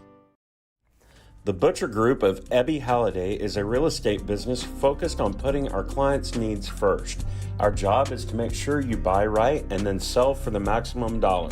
Not all agents and companies are equal, so let us show you why we are right for you. We are full service, full-time, and experts at what we do. Let us take your stress away and help you with your real estate needs. Contact the Butcher Group, 214-415-9787, or at www.butchergrouphomes.com, www.butchergrouphomes.com, and go Eagles! One town. One school. One location. One community. One family. One-stop shop for all your flooring, remodeling, appliance needs, and more. You get the one hometown advantage at Rodenbos, proud sponsor of Allen Eagle football. You've got the hometown advantage of Rodenbos. At Soul Man's, barbecue is our passion. We serve fresh sides made every morning, like our spicy potatoes, savory fried okra, and fried cabbage. Then we slow cook our mouth-watering brisket over hickory wood using a time-honored family recipe. And we're never stingy with our meat. Dine in or let us cater your next event. We'll satisfy your appetite. Soul Man's Barbecue, raising the bar since 1974. It's Allen Eagle football with the coach, Carl Bailey, Mike Ferris, Keith Paxton, Chad Price, and it's a wrap-up here in Murphy, Tom Kimbrough Stadium. The Allen Eagles victorious 45-0 on a Thursday night. And, Mike, I think you got some stats for us. Yeah, we need to give Plano East that 6 points. They worked hard for it. So did I say 45-6? You said 0. Oh, 45-6. You're just used to it. It's a common error. Okay. Allen had 19 first downs to Plano East 10. Allen had 408 yards total offense. Plano East 278, quite a bit of it right there at the end. Allen 173 passing. Quarterbacks were 11 of 19. Rushing 235 on 28 attempts. Allen ended up with 3 penalties for 25 yards. Plano East had 11 for 91. Allen ended up turning the ball over twice, 2 fumbles, or an interception and a fumble. And Plano East did not turn it over, believe it or not.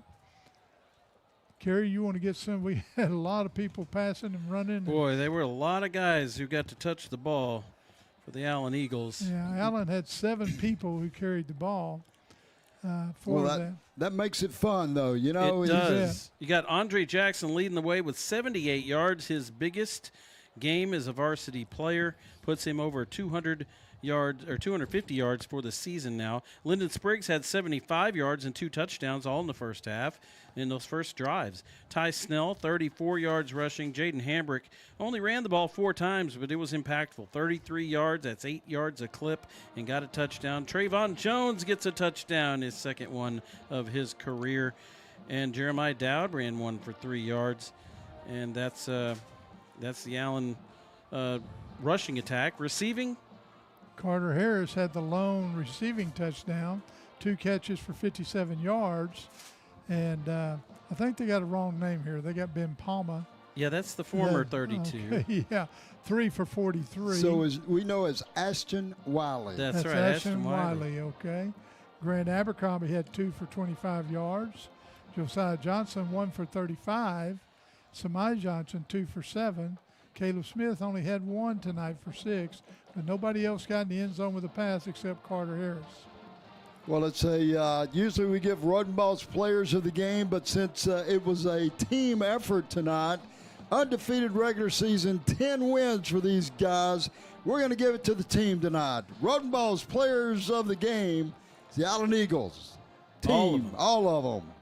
Because all of them had to do with going 10-0 in the regular season for the 2nd season in a row. And how true is that? All of them. If you've never been out to a practice, every one of these young men are out there every day working hard, whether they're a starter or not. And it takes a definite team effort. And sure, there's some guys out there that's going to move on next year, play college ball, but a lot of guys won't. And this is something they'll always be able to remember. Great memories here as the Texas High School football's playoffs will start this coming week. And Mike always said that is and some people call it a tournament, as you can see out on the field. Coach is talking to the team, and it looks like Coach Kim Garner has the football that she's presenting to Coach for the district championship. Keith, you might try to zoom into that a little bit if you can. You see those guys out there. And Kim Garner's a really good follow on X and Twitter, whatever you want to call it. Yeah, because she's at every sporting event. It's unbelievable. Everything. She is great. She does a great job. There's Coach Wigington holding the trophy up, and they're getting a team photo. And there's LeBron right there with him, and it's great sight to see. And a lot of these teams and players from other schools never get to experience what the Allen Eagles get to do year in, year out, and it's just a joy for us to be part of it and be able to enjoy some of it, and not that we do anything, but just kind of show up and talk about the game a little bit every once in a while. So congratulations, Coach Lee Wigington. I know, Lou, you're still out there with us and out in Lampasas, and I know you're proud of Lee and his accomplishments, and I know his dad's proud too, and we wish he was still around with us, but yeah, we love you, and we think of you often. And Allen Eagles move on to by-district Texas high school football playoffs. Mike always said that's the greatest tournament there is. Yeah, that is. I tell you, that's the second season, and then sometimes, the goal now is to play to Thanksgiving, and you get into that third season, those last 3 games. So you don't play any of them too early, but next week's a biggie. Got Louisville Farmers, 4th year in a row by district. Fighting Farmers, and that's going to be a fun one. They have a lot of history with Allen and Coach Wigington. 4th year in a row, as Mike said. We'll be playing them in by-district. It's going to be a fun one, so come on out next week and come to the stadium. It's a home game for the Allen Eagles. It's a Thursday night. If you can't make it out there, tune into the Old Coach broadcast of Allen Eagle football, and we'll be there, and hopefully we'll be able to bring the game to you. We'll find out a little bit later over the weekend and let you guys know. So, hey, everybody, thanks once again. Chad Price pushing those buttons, dialing those dials back there. We couldn't do it without you, Chad. Buddy, thank you, man. I know. Yeah, you're putting in for a raise, but I don't know. Keith Paxton on the cameras tonight, Keith. You worked hard, and we appreciate it, everything you do. Thomas Paxton, Peyton Barclay down on the field. And Kerry, any last thoughts? 10-0 is nice. It's not as common as you think, so don't take it for granted. And it keeps that momentum going as you roll into the playoffs. Mike? Same thing. Beautiful night here, 10-0 season. And looks like everybody's healthy. Don't see any crutches or boots on the sideline, so that's a great thing. And, again, you got a lot of those backups that are getting some valuable playing time under the Friday night lights.